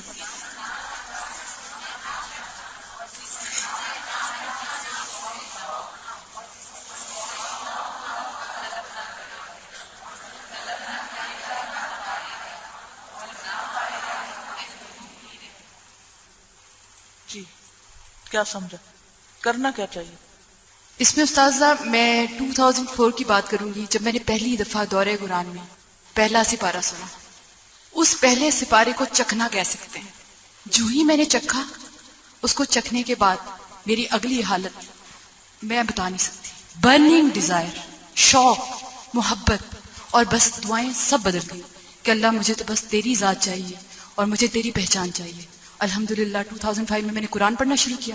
اس ایکسپیرینس کو بڑھاتے بڑھاتے اللہ نے وہ جذبہ اور شوق دیا الحمدللہ کہ اب دل صرف یہی ہے کہ اللہ تیری رضا حاصل ہو جائے. اور مجھے یہ بالکل مثال اپنی لگ رہی ہے کہ چکھنا وہ پہلا سپارہ تھا, دورہ قرآن پورا میرے دل کے اندر پہچان تھی, اور پھر اس کے بعد الحمدللہ یہ کورس, اور پھر کورس کے بعد اب یہ زندگی الحمدللہ.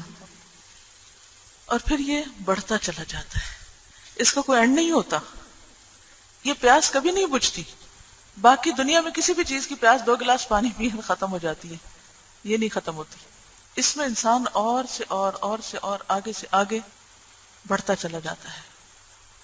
اگر اس کی واقعی پہچان ہو جائے, بات پہچان کی, اور پہچان عقل کے ساتھ ہوتی ہے. اگر غور و فکر نہ کریں تو اس نتیجے تک نہیں پہنچ سکتے. السلام علیکم. الحمدللہ اللہ نے مجھے کراچی سے قرآن پڑھوایا. استاذہ سے ڈائریکٹ بھی پڑھا اور کیسٹ کے تھرو بھی پڑھا. تو جب میں لاہور واپس شفٹ بیک کر رہی تھی تو میری جو کراچی کی ساتھی اسٹوڈنٹس تھیں اور اب پڑھانے والوں میں بہت تلقین سے کہا تھا کہ اچھا لاہور جا رہی ہیں آپ تو 2 مہینے کے اندر کام شروع کر دیجیے گا. جب یہاں آئی تو کچھ ایسے حالات ہوئے کہ گھر بہت بری حالت میں تھا, اس کو دیکھتے رہے. اس کے بعد میری بہن کی بیٹی کی شادی تھی تو اس کے چکر میں اللہ نے ڈائریکٹ مجھے شیطان کے گھر میں چھوڑ دیا. اور 1 مہینہ لٹرلی اسپیکنگ میں بالکل ہر وقت بازار میں ہوتی تھی اس بچی کے ساتھ. لیکن کہنا تو نہیں چاہیے, لیکن چونکہ آپ لوگ دین کی سمجھ رکھنے والے لوگ ہیں اس لیے شیئر کر رہی ہوں کہ اللہ گواہ کے راتوں کو اٹھ کر رو کر لٹرلی میں اللہ سے مانگتی تھی کہ اللہ مجھے تو آپ چاہیے ہو, مجھے تو آپ کی خاطر کام کرنا ہے. اور یہاں سب میرے لیے نئے لوگ ہیں, یعنی لاہور کے سب لوگ نئے ہیں. تو اس بچی کو بھیجا میں نے, اور ایک دن ایسی میں ڈرائیو کرتے کرتے ایک دم میں نے گرمانی ہاؤس کی طرف اپنی, اللہ نے میری گاڑی کا رخ موڑ دیا. اور اس دن صوت القرآن کی میٹنگ چل رہی تھی, اور جس طرح سمینہ آپا نے مجھے ویلکم کیا میں بتا نہیں سکتی. اس وقت بھی میرے رونگٹے کھڑے ہو رہے ہیں کہ اتنے پیار سے اپنی جگہ چھوڑ کر وہ اٹھی, انہوں نے مجھے گلے لگایا, اللہ ان کو جزائے خیر دے, ویلکم کیا. اور اس دن میٹنگ میں جان افروز اور صدف تھی, انہوں نے جس طرح سے مجھے لیا کہ سمینہ آپا آپ ان کو ہمیں دے دیں. الحمدللہ اللہ کا احسان. پیچھے چونکہ میرا صوت القرآن کلاسز کا ایکسپیرینس تھا کراچی میں, اس بیس کے اوپر پھر الحمدللہ ابھی بھی میں کام کر رہی ہوں. اور پھر الحمدللہ ابھی جو اللہ کی معرفت اور اللہ کی پہچان اور یہ لا لگنی کہ نہیں ہمیں تو اللہ ہی کی خاطر جینا ہے, اللہ ہی کی خاطر مرنا ہے.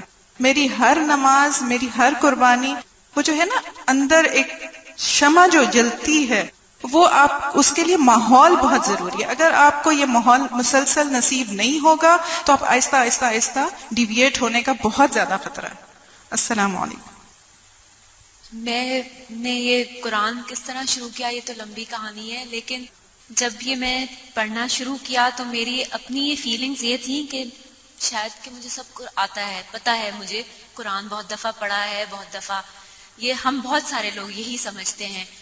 تو مجھے لگتا تھا شاید کوئی نئی چیز نہیں ہوگی. بہرحال لیکن جب میں نے یہ پڑھنا شروع کیا تو مجھے ایسا لگا کہ میں نے تو قرآن کبھی پڑھا ہی نہیں تھا. ایک ایک آیت جس طرح سے دل پہ اثر کرتی تھی, اور ایک ایک آیت جس طرح, بعض آیتیں تو رلا دیتی تھیں جس طرح سے میں سنتی تھی. تو اب الحمدللہ میں 30واں پارہ ہے اور میری 4 سورتیں رہ گئی ہیں, وہ 4 رہ گئی ہیں. میں دیکھ رہی ہوں اور میں یہ کہہ رہی ہوں کہ ختم ہوگا تو پھر میں کیا کروں گی, کیونکہ ایسی اب عادت اور ایسی واقعی جو آپ کہہ رہی ہیں پیاس نہیں بجھتی. تو اب میں اپنے آپ کو دل کو تسلی یہ دیتی ہوں کہ میرے جو کوئی 1 آدھ رہ گئے ہے پارا وہ میں کمپلیٹ کروں گی, اور پھر نئے سرے سے کچھ دوسرا کورس کروں گی. آپ یہ کہتے ہیں میں نے جو ابھی پچھلا ٹورانٹو میں ختم کیا کورس، میری ہر روز یہ حالت ہوتی تھی کہ اچھا آج کیا ہوگا. یہ نہیں تھا کہ میں پہلی دفعہ پڑھا رہی تھی، مجھے یاد بھی نہیں کہ کون سی دفعہ تھی وہ، لیکن ہر روز میرے لیے ایک نئی ڈسکوری ہوتی تھی.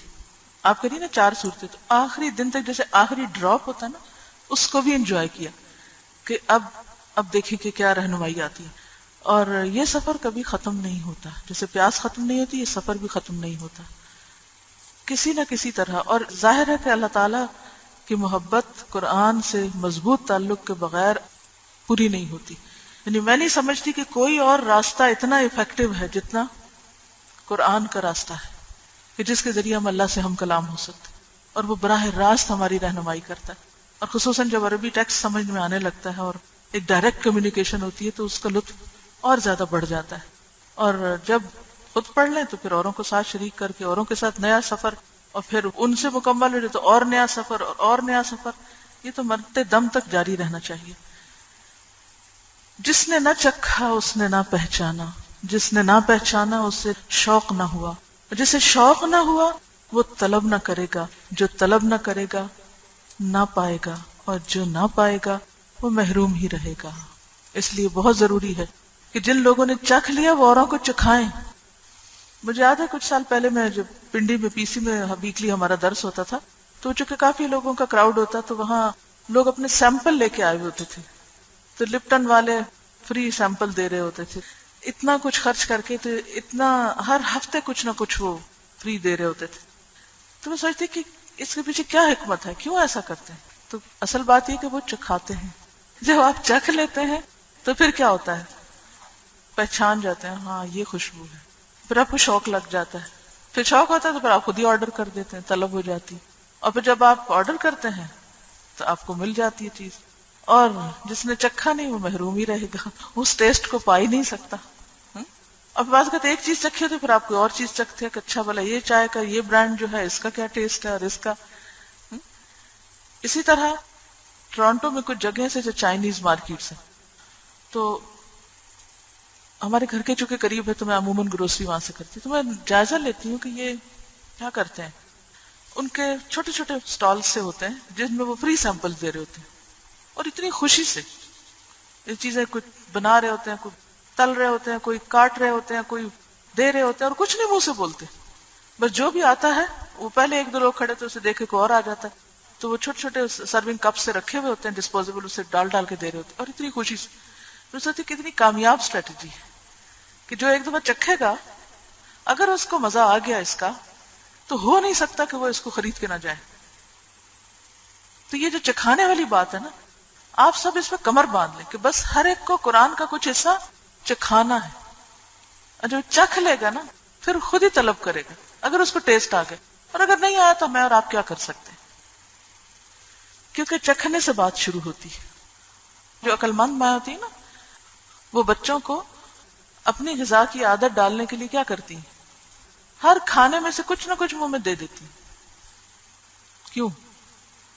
میری بیٹی 8 مہینے کی تھی تو شیخ سعید تھے جنہوں سے میں نے حدیث پڑھی ہے، تو میری گود میں تھی، کھا رہے تھے ہم سب کھانا، تو میں نے مرچوں کا کھانا اس کے منہ میں ڈالا. تو کہنے لگے تم کتنی ظالم ماں ہو، اس کو مرچیں کھلا رہی ہو. تو میں نے کہا اگر آج یہ نہیں چکھے گی تو یہ ساری زندگی نہیں کھائے گی، اس کو بھی چکھانی ہے.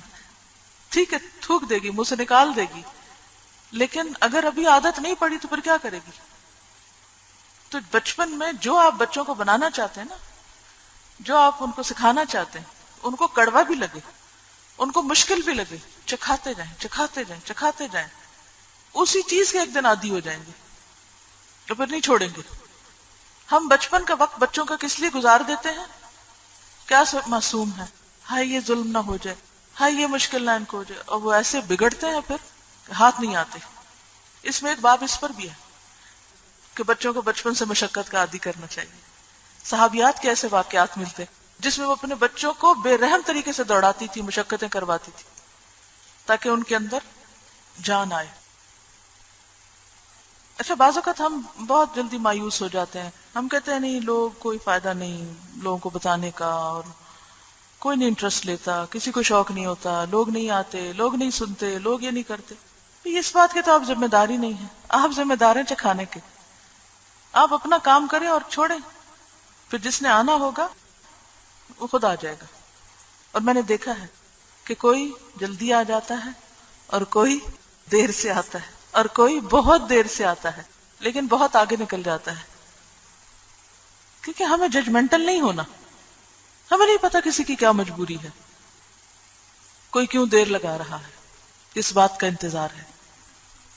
حضرت ابو ہریرہ کی مثال ہمارے سامنے ہے، بعد میں آئے اور آگے نکل گئے. میرا قرآن پڑھنا اور میرا اس طرف آنا استاذہ، کیونکہ میرے لیے تو کوئی بھی نہیں، نہ میری فیملی میں اور نہ کوئی ارد گرد سوچ سکتا تھا کہ میں قرآن پڑھ سکتی ہوں. اور وہ بس ایک ایکسیڈنٹ ہوا، میرا روڈ ایکسیڈنٹ، اور اس میں مجھے اس کے بعد ایسے لگا جیسے زندگی میری بدل گئی نا. اور میں آج بھی آپ یہ بات کر رہی تھی کہ کوئی آنے میں دیر لگاتا، تو میں سوچ رہی تھی کہ پہلی دفعہ میں نے آپ کو لاہور میں ہی دیکھا تھا، کمیونٹی سینٹر میں ڈیفینس برانچ کی کانوکیشن تھی، اور اس وقت میں سب سے آخری رو میں بیٹھی ہوئی تھی، اور آپ نے تو بات نہیں کی تھی اور آپ بیٹھی ہوئی تھی، میں آپ کو دیکھ رہی تھی کیونکہ میں نے کبھی الہدا کا تو نام بھی نہیں سنا تھا. اور میں یہ سوچ رہی تھی کہ آج الحمدللہ میں یہاں بیٹھی ہوں، تو یہ اللہ کی بہت بڑی بلیسنگ ہے، اور یہ وہی چکھنے سے ہی آتی ہے، سٹیپ بائی سٹیپ. سیذکر من یخشی ویتجنبها الاشقی. بہت سی سعید روحیں ہوتی ہیں جو ماری ماری پھرتی ہیں صرف حق کی، خیر کی، بھلائی کی تلاش میں، اور جب وہ مل جاتی ہے تو پھر کہیں سے کہیں پہنچ جاتی ہیں. جی استاذہ، کل میں سوچ رہی تھی کہ آپ جیسے بار بار بات کر رہی تھی کہ جو بھی ہم غصہ کر رہے ہیں یا جو بھی کام کر رہے ہیں اس کو پاز دیکھنا چاہیے نا. مجھے جو بات سمجھ آئی وہ ہر شخص میں مختلف، کل لوگوں کو جاتے ہوئے راستے میں دیکھ لی تھی کہ اگر میں اس شخص سے، ریڑھی والے سے بھی پوچھوں کہ تم کیا عزت چاہتے ہو، تو وہ کہے گا چاہتا ہوں. اپنے آپ سے محبت چاہتے ہو، چاہتا ہوں. مطلب اپنی ذات کی جو محبت ہے نا، عزت اور مقام، یہ ہر کوئی چاہتا ہے. اور اگر ہم دیکھیں تو جتنے بھی ہمارے ریئیکشنز ہوتے ہیں، وہ ہم چاہے وہ اچھے کر رہے ہیں یا برے کر رہے ہیں، وہ اپنے آپ کو نمایاں کرنے کے لیے کر رہے ہوتے ہیں. اور اگر ہم اپنی ذات کو اللہ تعالیٰ کے لیے خالص کر لیں تو اللہ تعالیٰ خود بخود ہمیں وہ مقام دے دے گا. اور میں سوچی تھی سورۃ طٰہٰ کی آیت مجھے یاد آ رہی تھی، وَمَنْ أَعْرَضَ عَنْ ذِكْرِي فَإِنَّ لَهُ مَعِيشَةً ضَنْكًا. تو اللہ تعالیٰ کے بغیر تو کوئی دے ہی نہیں سکتا. پھر میں سوچتی تھی کہ جیسے کوئی ایسا شخص ہو جس کو ایسی جاب ملی ہو، جس کو پتا ہو کہ اگر میں یہ جاب چھوڑوں گا تو میں سروائیو نہیں کر سکتا، تو وہ اس میں تنگی بھی برداشت کر لے گا اور خوشی بھی برداشت کر لے گا. اس کو اپنے مالک کی بات ماننی ہے. تو ہر شخص جو اپنے آپ سے محبت کرتا ہے نا، وہ حقیقت میں اللہ تعالیٰ سے محبت کرتا ہے. اور اگر اللہ تعالیٰ سے محبت نہیں کرتا تو وہ خود سے محبت ہی نہیں کر رہا. جو اپنا خیر خواہ ہے وہ لازماً اللہ سے محبت کرے گا. بالکل. اصل میں یہ بھی ٹیسٹ ہوتا ہے نا کہ انسان کا مرتبہ چاہنا، عزت چاہنا، لوگوں کی توجہ چاہنا، یہ سب ہمارے لیے امتحان ہے. اور جو چیز امتحان ہوتی ہے اللہ اس میں آزماتا ضرور ہے، اور پھر وہ بھی اللہ کی رحمت ہوتی ہے کہ وہ آزماتا ہے تاکہ انسان ان آلائشوں سے نکل کر خالص ہو اس کے لیے. اور یہ جو اپنی محبت ہے نا، یہ بھی دراصل دنیا ہی کی محبت ہے. یہ دنیا ہی کی محبت کا دوسرا نام، کیونکہ ایک طرف صرف خالق ہے اور دوسری طرف ساری مخلوق ہے. اور دنیا کی محبت میں ذات کی محبت، مال کی، جاہ کی، یہ سب چیزیں اسی کے اندر انکلوڈڈ ہیں. آگے چلتے ہیں. معلوم ہونا چاہیے کہ حسد دل کی بہت بڑی بیماریوں میں سے ہے. معلوم ہونا چاہیے کہ حسد دل کی بہت بڑی بیماریوں میں سے ہے، اور امراض قلوب کا علاج علم اور عمل ہی سے ہوتا ہے. اس بیماری کے لیے نافع علم یہ ہے کہ تو اس حقیقت کو جان کہ حسد سے سراسر تیرا اپنا ہی نقصان ہے. اب انہوں نے، جب ہم علم نافع کی بات کرتے ہیں نا تو ہم سوچتے ہیں ابھی یہ کوئی قرآن کی آیت لائیں گے یا کوئی حدیث لائیں گے، لیکن بعض اوقات ہمیں قرآن کی آیتیں پتہ بھی ہوتی ہیں، حدیثیں پتہ بھی ہوتی، مگر ان کی روح نہیں پتہ ہوتی، یا جب عمل کا وقت آتا ہے تو ہم اس کو اپنے سے ریلیٹ نہیں کر پاتے. تو یہاں آپ دیکھیے کہ اس بیماری کے لیے نافع علم یہ ہے، یعنی فائدہ مند علم یہ ہے کہ تو اس حقیقت کو جان لے کہ حسد سے سراسر تیرا اپنا ہی نقصان ہے، دین کا بھی اور دنیا کا بھی. جس پر حسد کیا جاتا ہے اس کا نہ دین میں کچھ نقصان ہے نہ دنیا میں کچھ نقصان ہے، کیونکہ فائدہ اور نقصان تو اللہ کے ہاتھ میں. کوئی حسد کر کے کسی کا کچھ بھی نہیں بگاڑ سکتا جب تک کہ اللہ نہ چاہے، لیکن کرنے والا اپنا سب کچھ بگاڑ دیتا ہے، بلکہ اس کو الٹا فائدہ پہنچتا ہے، یعنی اس کا اجر بلند ہوتا جاتا ہے. آپ مثلاً کسی سے حسد کرتے ہیں، اس کی برائیاں بیان کرتے ہیں، اس کو ڈیگریڈ کرتے ہیں، آپ کا کیا خیال ہے فرشتے نہیں لکھتے؟ آپ کسی کی پیٹھ پیچھے بیٹھ کے اس کو برا بھلا کہتے رہتے ہیں، اسے ذلیل کرتے ہیں، تو معاملہ یہ تو نہیں کہ وہیں ختم ہو جاتا ہے، تو سب ریکارڈ کر لیا جاتا ہے، اور وہ کس کی حسنات میں چلا جاتا ہے؟ کون فائدہ اٹھاتا ہے اس سے؟ جس سے آپ حسد کر رہے ہیں، جس کو آپ برا بھلا کہہ رہے ہیں، جس کو آپ کاٹنے کی فکر میں ہیں۔ جان لے کہ تیرے حسد سے محسود کی نعمت زائل نہ ہوگی۔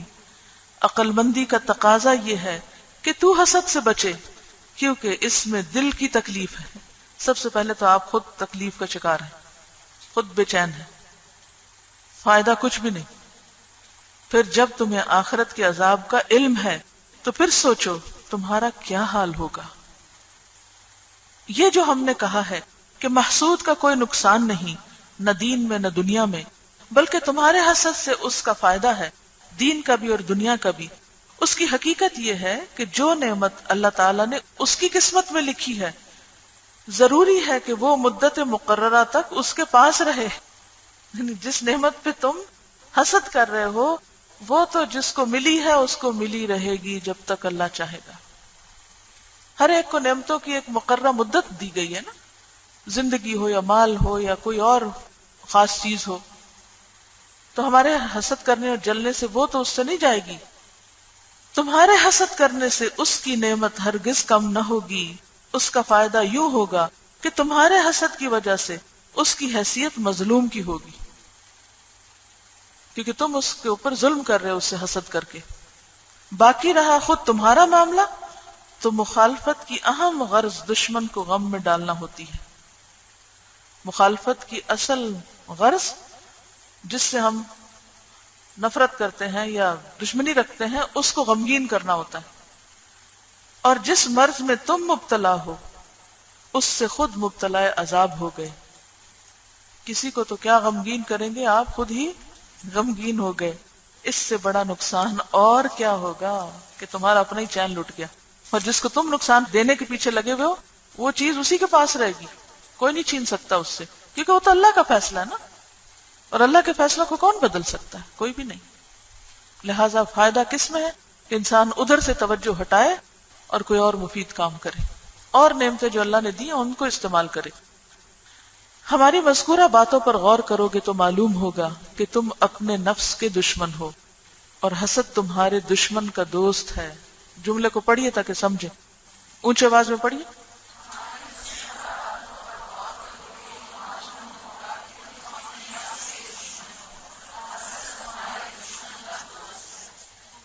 حسد تمہارے دشمن کا دوست ہے، گویا تمہاری مثال اس آدمی جیسی ہے جو دشمن کو قتل کرنے کے لیے پتھر مارے، لیکن وہ اسے لگنے کی بجائے پلٹ کر اس کی اپنی دائیں آنکھ پر لگے اور اسے پھوڑ دے، پھر اس کا غصہ اور بڑھے اور دوبارہ پہلے پتھر سے بھی زیادہ بڑا پتھر اس کو مارے، اور وہ پتھر بھی واپس آ کر اس کی دوسری آنکھ پھوڑ دے اور وہ اندھا ہو جائے، پھر اسے تیسرا پتھر مارے تو وہ واپس آ کر اس کے سر کو کچل دے، اور اس کا دشمن صحیح سلامت کھڑا ہنس رہا ہو، اس کا کچھ بھی نہ بگڑا ہو، وہ جو کر رہا ہے وہ کر رہا ہے۔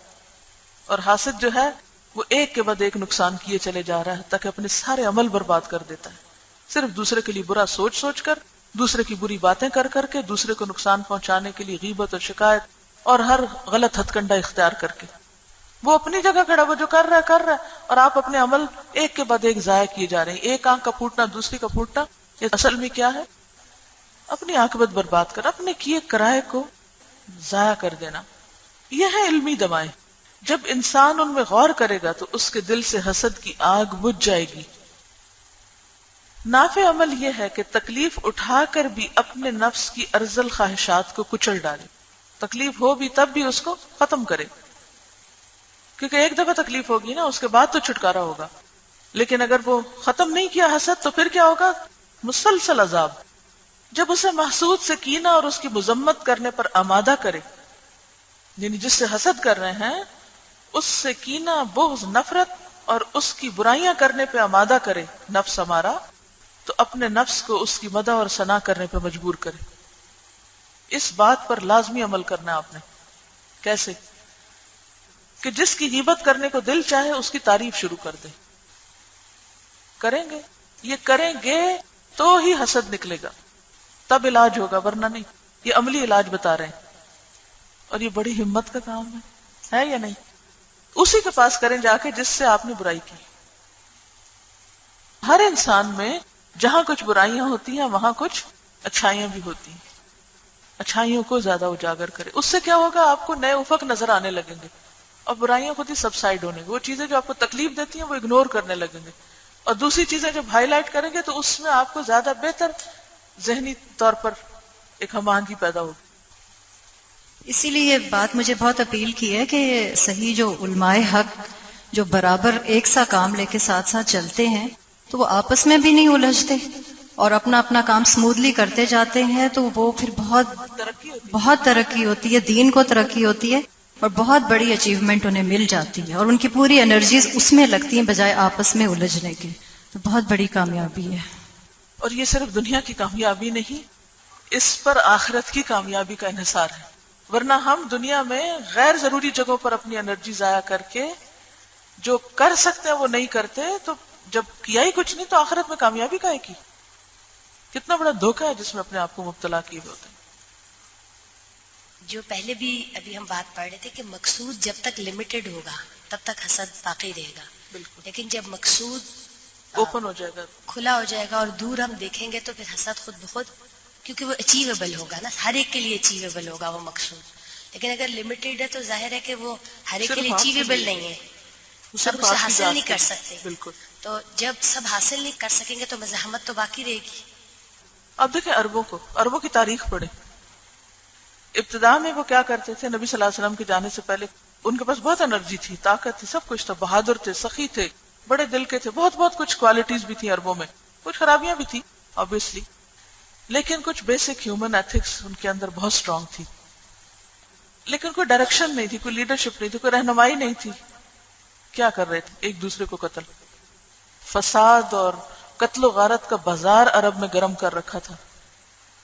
مدینہ کا حال دیکھیں نبی صلی اللہ علیہ وسلم کے آنے سے پہلے. لیکن جب آپ صلی اللہ علیہ وسلم تشریف لائے اور آپ نے ایک ان کی سوچ کا زاویہ بدلا، ان کو دنیا سے اٹھا کے آخرت کی طرف توجہ دلائی، تو نتیجہ کیا ہوا؟ آپس میں لڑنے کی بجائے کہاں پھیلے؟ بڑی بڑی طاقتوں سے جا لڑے. کچھ سوچ ہی نہیں سکتا، انسانی عقل میں نہیں سماتا کہ یہ بدو جن کے پاس کچھ بھی نہیں بظاہر دنیاوی اعتبار سے، وہ کیسے روم اور ایران کے منظم قلعوں کو جہاں فتح کرتے ہیں، اتنی بڑی بڑی بادشاہتوں سے جا ٹکراتے، کیسے ممکن ہوا ان کے لیے؟ اور اگر آپ حالات پڑھیں، تاریخ اگر آپ اپنی پڑھیں، آپ حیران ہو جائیں گے کہ یہ انسان ہے یا کوئی دیو ہے. جب تک افق وسیع نہ ہو، بڑی چیز پر نظر نہ ہو، تو انسان آپس میں ٹکراتا رہتا ہے. اب دیکھیں جیسے چھوٹا سا گھر ہے نا آپ کا، تو بچے ہیں تو آپس میں ہر لڑتے رہیں گے، وہ اس کا بال کھینچ رہا ہے، اس کو مار رہا ہے، وہ اس کو شکایتیں، رونا دھونا. اچھا اب کیا ہوتا ہے؟ آپ ان کو نکل کے پارک میں لے چلتے ہیں، اب وہی بچے بھاگنے لگتے ہیں، ادھر بھاگ رہا ہے. اب کیا ہوتا ہے؟ وہ آپس میں لڑنا بھول جاتے ہیں کیونکہ ایک بڑی جگہ مل گئی نا.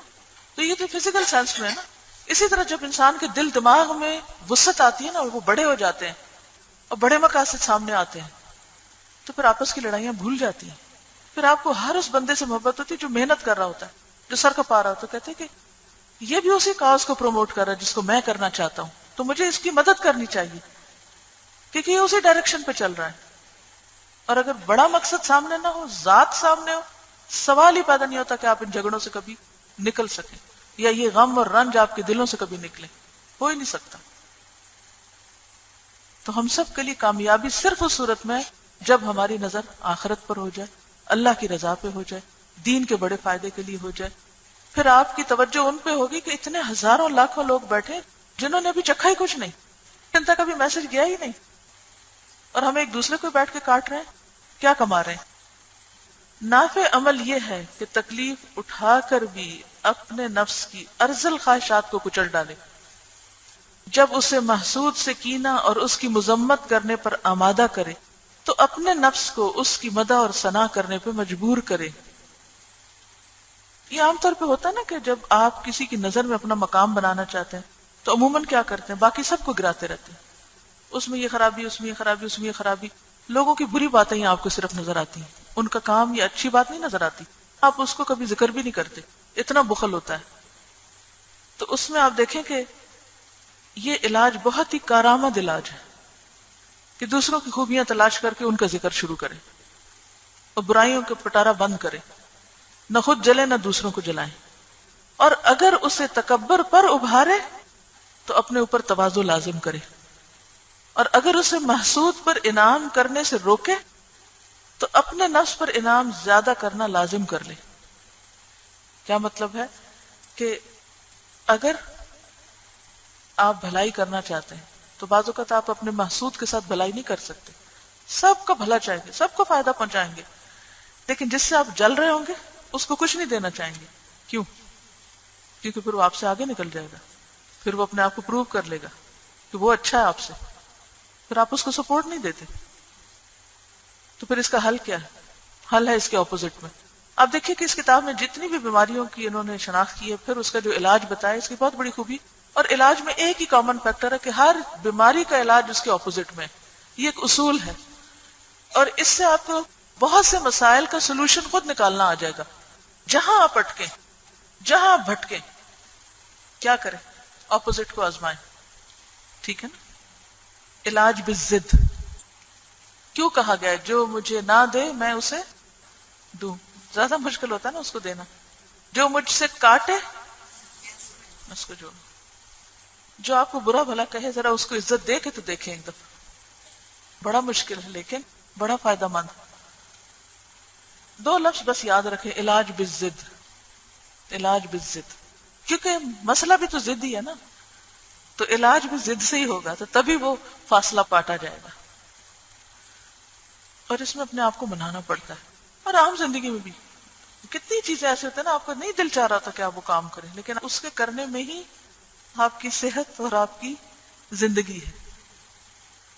وَلَكُمْ فِي الْقِصَاصِ حَيَاةٌ يَا أُولِي الْأَلْبَابِ. یہ جتنی بھی ہم نے ہارٹ ڈیزیز پڑھی ہیں روحانی اعتبار سے، اس میں یہ کہنا چاہوں گی کہ ساری جو بھی بیماریاں، اس کے اندر جو علاج ہے وہ اصل میں اللہ کی محبت سے ایک پازیٹیو کریکٹر ہے. بیماریاں اگر ساری نیگیٹو ہیں تو علاج سارے پازیٹیو ہیں. کہ اگر آپ کسی کی غیبت کرنے کو دل چاہے گا تو آپ نے پازیٹیو سوچنا ہے کہ اس کے اندر کیا بھلائیاں ہیں. اگر اپنے اندر ناشکرا پن آئے گا تو ان نعمتوں کو دیکھنا ہے جو ہمیں اللہ نے عطا کی، یعنی وہی بات کہ گلاس آدھا خالی ہے یا بھرا ہوا. اگر یہ دیکھنا آ جائے تو ہو ہی نہیں سکتا کہ کسی کی غیبت کرنے کو دل بھی کرے، کیونکہ برائیاں اس طرح سے نظر ہی نہیں آتی، بلکہ مومن کا آئینہ ہوتا ہے، اور دل کرتا ہے کہ فوراً ان کی بھی اصلاح ہو جائے اور ان کے ذریعے سے ہماری بھی ہو جائے. یعنی بنیادی طور پر ایک مکمل پازیٹیو کریکٹر. بالکل. اب جب ہم اصلاح کی بات بھی کرتے ہیں، بعض اوقات ہم غیبت کر کے سمجھ رہے تھے ہم اصلاح کر رہے ہیں، اسی لیے بھی بہت سی غیبتیں ہوتی ہیں نا، یا نہیں؟ ہم اصلاح چاہتے ہیں. اب آپ دیکھیں کہ برائی کا علاج برائی سے نہیں ہوگا جب تک آپ اس کا حل خود نہیں ڈھونڈیں گے. صرف کسی کو شکایت لگانے سے تو مسئلہ نہیں حل ہوتا. مثلاً آپ کی بہن کو کام خراب کر رہی ہے، ایسا ہوتا ہے نا بعض اوقات آپ اپنی بہن میں کوئی خرابی دیکھ رہے ہیں، اب آپ فکس میں ہوتے ہیں، ماں باپ کو شکایت لگائیں تو وہ اس کا یہ ناطقہ بند کر دیں گے، یہ ہو جائے گا، نہ بتائیں تو یہ خرابی ہوگی، پھر آپ کسی اور کو بتاتے ہیں، تیسرے کو، چوتھے کو، مسئلہ الجھتا ہی جاتا ہے، حل کچھ نہیں ہوتا. حل کیا ہے؟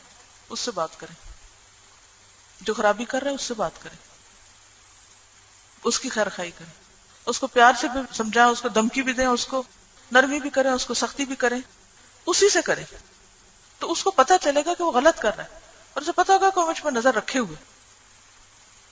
تو بہت دفعہ یعنی ہم ٹھیک ہے ایک جج تک، ایک حاکم تک تو مسائل لے جا سکتے ہیں، ایک عدالت تک لے جا سکتے ہیں، لیکن ہر مسئلہ عدالت میں نہیں جا سکتا.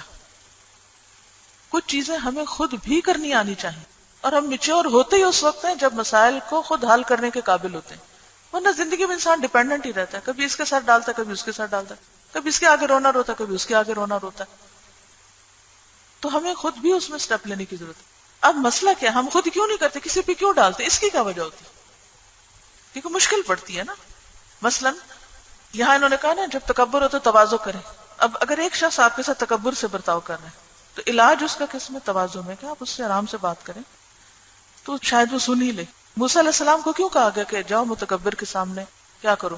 وَقُولَا لَهُ قَوْلًا لَيِّنًا، علاج بالضد، لَعَلَّهُ يَتَذَكَّرُ أَوْ يَخْشَىٰ۔ اب متکبر کے سامنے ہمبلنس شو کرنا انتہائی مشکل ہے۔ ہمارا عموماً ریاکشن کیا ہوتا ہے جب کوئی کر رہا ہوتا ہے نا گڑبڑ، تو ہم بھی اکڑنے لگتے ہیں، اچھا ذرا ٹھہرو میں تمہیں بتاتا ہوں، مت سمجھنا کہ میں کمزور ہوں، میں بھی کوئی چیز ہوں، ابھی بتاتی ہوں۔ اچھا اس کا نتیجہ کیا ہوتا ہے؟ ٹکراؤ تو ہوتا، مسئلہ حل کوئی نہیں ہوتا۔ تو جب ہمیں کسی کو کریکٹ کرنا پڑتا ہے نا تو اس میں بڑی مشکلات پیش آتی ہیں، اور ہمارا نفس عموماً ان مشکلات کو سہنا نہیں چاہتا۔ ہم کہتے ہیں کوئی اور ہمارے بہا پہ کر دے، اور ہم جو کر رہے ہیں بس وہی کرتے رہیں۔ ہوتا یہ ہے کہ کسی کی اصلاح میں ہماری اصلاح بھی ہوتی ہے۔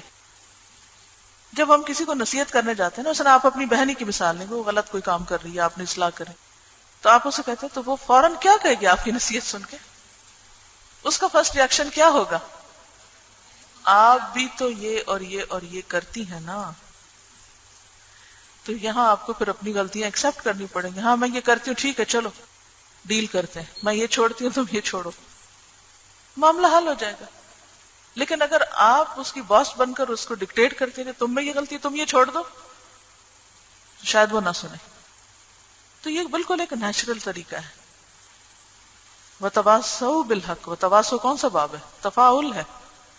آپ کسی کو حق بتائیں گے، دوسرا آپ کو بتائے گا، اور ہم حق کے ہمیشہ محتاج رہتے ہیں۔ کبھی ایسا نہیں ہوا کہ صرف حق بتانے والے ہی بتائیں اور ان کو کوئی نہ بتائے، ان کو بھی بتانے کی ضرورت پڑتی کہ آپ یہاں ٹھیک نہیں ہیں۔ کوئی بات نہیں، ٹھیک ہے، آپ نے اپنا کام کر لیا، پھر اس سے زیادہ نہ ٹکرائیں، کوئی اور کام کرے، اپنی مصروفیت کچھ اور کرے، تاکہ خود کو نہیں ضائع کریں دوسروں کے تکبر میں یا دوسروں کے اکڑ میں۔ یا لیکن ایک بات ہے کہ جس کے اندر ذرا سا بھی انسانیت یا شرافت ہوگی نا، وہ سوچے گا ضرور، وقتی طور پر یہ شو کرے گا میں کچھ نہیں جانتا، میں نے نہیں سنا، لیکن سنے گا۔ حضرت عمر رضی اللہ تعالیٰ عنہ اسلام کیسے لائے تھے؟ یو نیور نو، یہ دلوں کے حال بڑے عجیب ہیں۔ کبھی مایوس نہیں ہوا کریں، جو آپ کی ذمہ داری کرتے جائیں، اور باقی معاملہ اللہ پہ چھوڑ دیں، کیونکہ ہمیں اپنا جواب دینا کسی کا نہیں۔ اور اگر اسے تکبر پر ابھارے، یعنی ہمارا نفس ہمیں تکبر پہ ابھارے کہ تم کو اس سے چھوٹی ہو، فلاں کو تمہارے پاس خود آنا چاہیے، تم بھلا کیوں جاؤ اس کے پاس، تم کیوں اس کی بات میں آؤ، تم، یہ اتنی شدید نفس کی شر اور سرکشی کے اندر سے ابال آتے ہیں نا کہ انسان کو اپنے ہی سرکش گھوڑے کو قابو کرنا روکنا مشکل ہو جاتا ہے۔ تو اس وقت کیا ہے، اپنے اوپر تواضع لازم کر لے، نہیں میں ایسے نہیں بات کروں گی، دوسرا جو مرضی کرے، میں نے اپنی حدود سے پار نہیں ہونا، میں نے اپنے اخلاق کو نہیں چھوڑنا، مجھے ایسا نہیں کرنا جو جس کا دل چاہے کرے۔ کسی کی وجہ سے میں اپنے آپ کو کیوں بد اخلاق بناؤں، میں اپنے خیر کے کام کو کیوں چھوڑوں۔ اور اگر اسے محسود پر انعام کرنے سے روکے، کہ یعنی انعام کرنے سے مراد یہ کہ اس کا کوئی بھلا کرنے سے روکے، تو اپنے نفس پر انعام زیادہ کرنا، انعام زیادہ کرنا یعنی اسی محسود کی بھلائی کرنا لازم کر لے کہ نہیں مجھے اسی کو دینا ہے۔ بعض اوقات ایسا ہوتا ہے نا کہ آپ رشتہ داروں کی مدد بھی کرتے ہیں اور وہ آپ کے خلاف باتیں بھی کیے چلے جاتے ہیں۔ کسی کو تجربہ ہوا ہوگا، کس کس کو وہ ہاتھ کھڑا کرے؟ کافی بڑی تعداد ہے جو سفر کر رہی ہے۔ یہ بہت نیچرل، یہ شیطانی وار ہوتے ہیں کہ آپ جس کی مدد کر رہے ہیں، اور آپ کیوں شرافت کے مارے خاموشی سے کرتے ہیں کہ ایک ہاتھ سے دیتے ہیں دوسرے کو پتہ نہیں، اور دوسرا کو پتہ ہے کہ جی آپ ایسے کر رہے ہیں لہٰذا تو اس نے بتانا تو ہے نہیں کسی کو، تو وہ شیطان اس کے پیچھے پڑ جاتا ہے، آپ وہ ذلیل کرنے لگتا ہے۔ اب اس کو مقصد کیا ہوتا ہے شیطان کا کہ اس طرح یہ بندہ جس نے احسان کیا تو غصے میں آ کے بول پڑے، ہم نے یہ بھی کیا تھا، یہ بھی کیا تھا، یہ بھی دیا تھا، وہ بھی دیا تھا، نتیجہ کیا ہوگا؟ کر کے نیکی احسان جتا کے سب ضائع۔ اور یہ چال تھی شیطان کی جس نے اکسانا تھا آپ کو اس ذریعے سے۔ تو بعض اوقات ایسا ہوتا ہے کہ ایک شخص ضرورت مند ہے، محتاج ہے، اور آپ اس کی مدد بھی کر رہے ہیں، لیکن پھر بھی وہ نہ سیدھی طرح آپ سے بولتا ہے اور نہ ہی آپ کے ساتھ کوئی جواباً بھلائی کرتا ہے۔ اب آپ کس طرح مجبور کریں گے اپنے آپ کو کہ آپ بھلائی کرتے ہی چلے جائیں؟ وہ کون سی مربت اور کون سا اخلاق ہوگا؟ وہ اس کے بغیر نہیں ہو سکتا کہ جو اللہ کے لیے کرے گا اللہ اس کو کہیں بہتر بدلا۔ کیوں افضل صدقہ اس کو قرار دیا کہ تم اپنے ایسے رشتہ دار پہ خرچ کرو کہ جو اس کی قدر نہ پہچانے؟ تو یہ یہیں سے حل لیا انہوں نے کہ محسود پر انعام کرنے سے روکے، کیونکہ محسود ہی ہوتا ہے نا اصل میں غریب رشتہ دار جس کی آپ چھپ کے مدد کر رہے ہو، وہ آپ کے خلاف بولتا ہے، دراصل وہ آپ سے حسد کرتا ہے اور وہ کبھی آپ سے راضی نہیں ہوتا، آپ جو مرضی اس کے لیے کریں کبھی راضی نہیں ہوگا، کیونکہ وہ آپ سے آپ کی نعمت کی وجہ سے آپ سے حسد کر رہا ہے۔ وہ اس بیچارے کی کمزوری ہے، اس کی مجبوری ہے، اس نے تو اس سے باز نہیں آنا کیونکہ دین کی سمجھ تو ہے نہیں میجورٹی میں، تو اس کی ویکنس کو سمجھ کے کہ یہ اپنی حالت سے مجبور ہے لیکن مجھے میرے رب کی خاطر چونکہ کرنا ہے، اس لیے میں اپنا احسان نہیں چھوڑوں گا. حضرت ابوبکر رضی اللہ تعالیٰ عنہ کی مثال ہم سب کے سامنے. اور یہ یاد رکھیں کہ ایسے لوگوں کے ساتھ احسان کرنا اگرچہ مشکل ہوتا ہے، لیکن اس کا جو ریوارڈ اللہ تعالیٰ دیتے ہیں، ایک تو خوشی اور اطمینان کی شکل میں، کیونکہ آپ اس وقت اور پیور ہو چکے ہوتے ہیں نا، کیونکہ آپ نے اللہ کے لیے کیا ہوتا ہے، ورنہ اپنی ذات کے لیے جس نے آپ کو تکلیف دی آپ کبھی نہ کریں. صرف ایک اللہ کی رضا آپ کو لے جاتی ہے. آپ کی آنکھوں میں آنسو ہوتے ہیں بعض اوقات، لیکن آپ پھر بھی بھلا کر رہے تھے کیونکہ آپ اپنے رب کے لیے کر رہے ہیں. اچھا، اس کا ایک خاص قسم کا اطمینان آپ کو نصیب ہوتا ہے. دوسرا یہ ہے اس کا بڑا ریوارڈ کہ اللہ تعالیٰ ایسے موقع پر آپ کی مدد کرتا ہے، ایسے طریقے سے آپ کی مدد کرتا ہے جہاں سے آپ سوچ بھی نہیں سکتے، اور جہاں آپ سب سے زیادہ محتاج اور ضرورت مند ہوتے ہیں. آپ کا وہ ایسا بڑا مسئلہ کوئی حل ہو جاتا ہے، یا ایسی مشکل سے آپ کو نجات ملتی ہے کہ جو اس کے بغیر ہو ہی نہیں سکتی. کیونکہ ان اللہ لا یضیع اجر المحسنین، اللہ محسنین کا اجر ضائع نہیں کرتا، ہرگز نہیں کرتا. بدلہ مل کے رہے گا، بس تھوڑا سا صبر، بس روزہ افطار کرنے کی دیر ہے. سلف کی ایک جماعت کا طریقہ یہ تھا کہ جب ان کو معلوم ہوتا کہ کسی آدمی نے ان کی غیبت کی ہے تو اس کو ہدیہ بھیج دیتے، اس کو اور تحفہ دیتے. کیوں؟ اس نے آپ کو اپنی نیکیاں دی، آپ اس کو اپنی دنیا میں سے کچھ تو دیں. عدل کا تقاضا یہی ہے. برائیوں کے انسداد یعنی سد باب، کہ یہ بڑی مفید دوائیں ہیں. ہاں کڑوی ضرور ہیں، لیکن ان کا پینا اس طرح آسان ہو جاتا ہے کہ آدمی جان لے کہ اس کی ہر خواہش پوری نہیں ہو سکتی. پڑھیے اس کو. آدمی جان لے اس لیے وہ نفس سے کہے اسی کا ارادہ کرو جو ہو رہا ہے، اور یہ پورا علاج ہے. پھر شفا ہو جائے گی اور حسد سے نجات ہو جائے گی، چھٹکارا ہو جائے گا، اور نماز کا خشوع بڑھ جائے گا، اور عبادت میں لذت آنے لگے گی، ایک خاص خوشی نصیب ہو. نماز آنکھوں کی ٹھنڈک بننے لگے گی. کیونکہ پریشان دل کے ساتھ جب ہم الجھنوں اور کنفیوژن کے ساتھ اللہ کے آگے کھڑے ہوتے ہیں تو نماز میں بھی وہ راحت نہیں ہوتی، وہ آنکھوں کی ٹھنڈک نہیں بنتی. تو یہ بیمار دل لے کے کھڑے ہیں نا. سبحانک اللہم و بحمدک نشہد ان لا الہ الا انت نستغفرک و نتوب الیک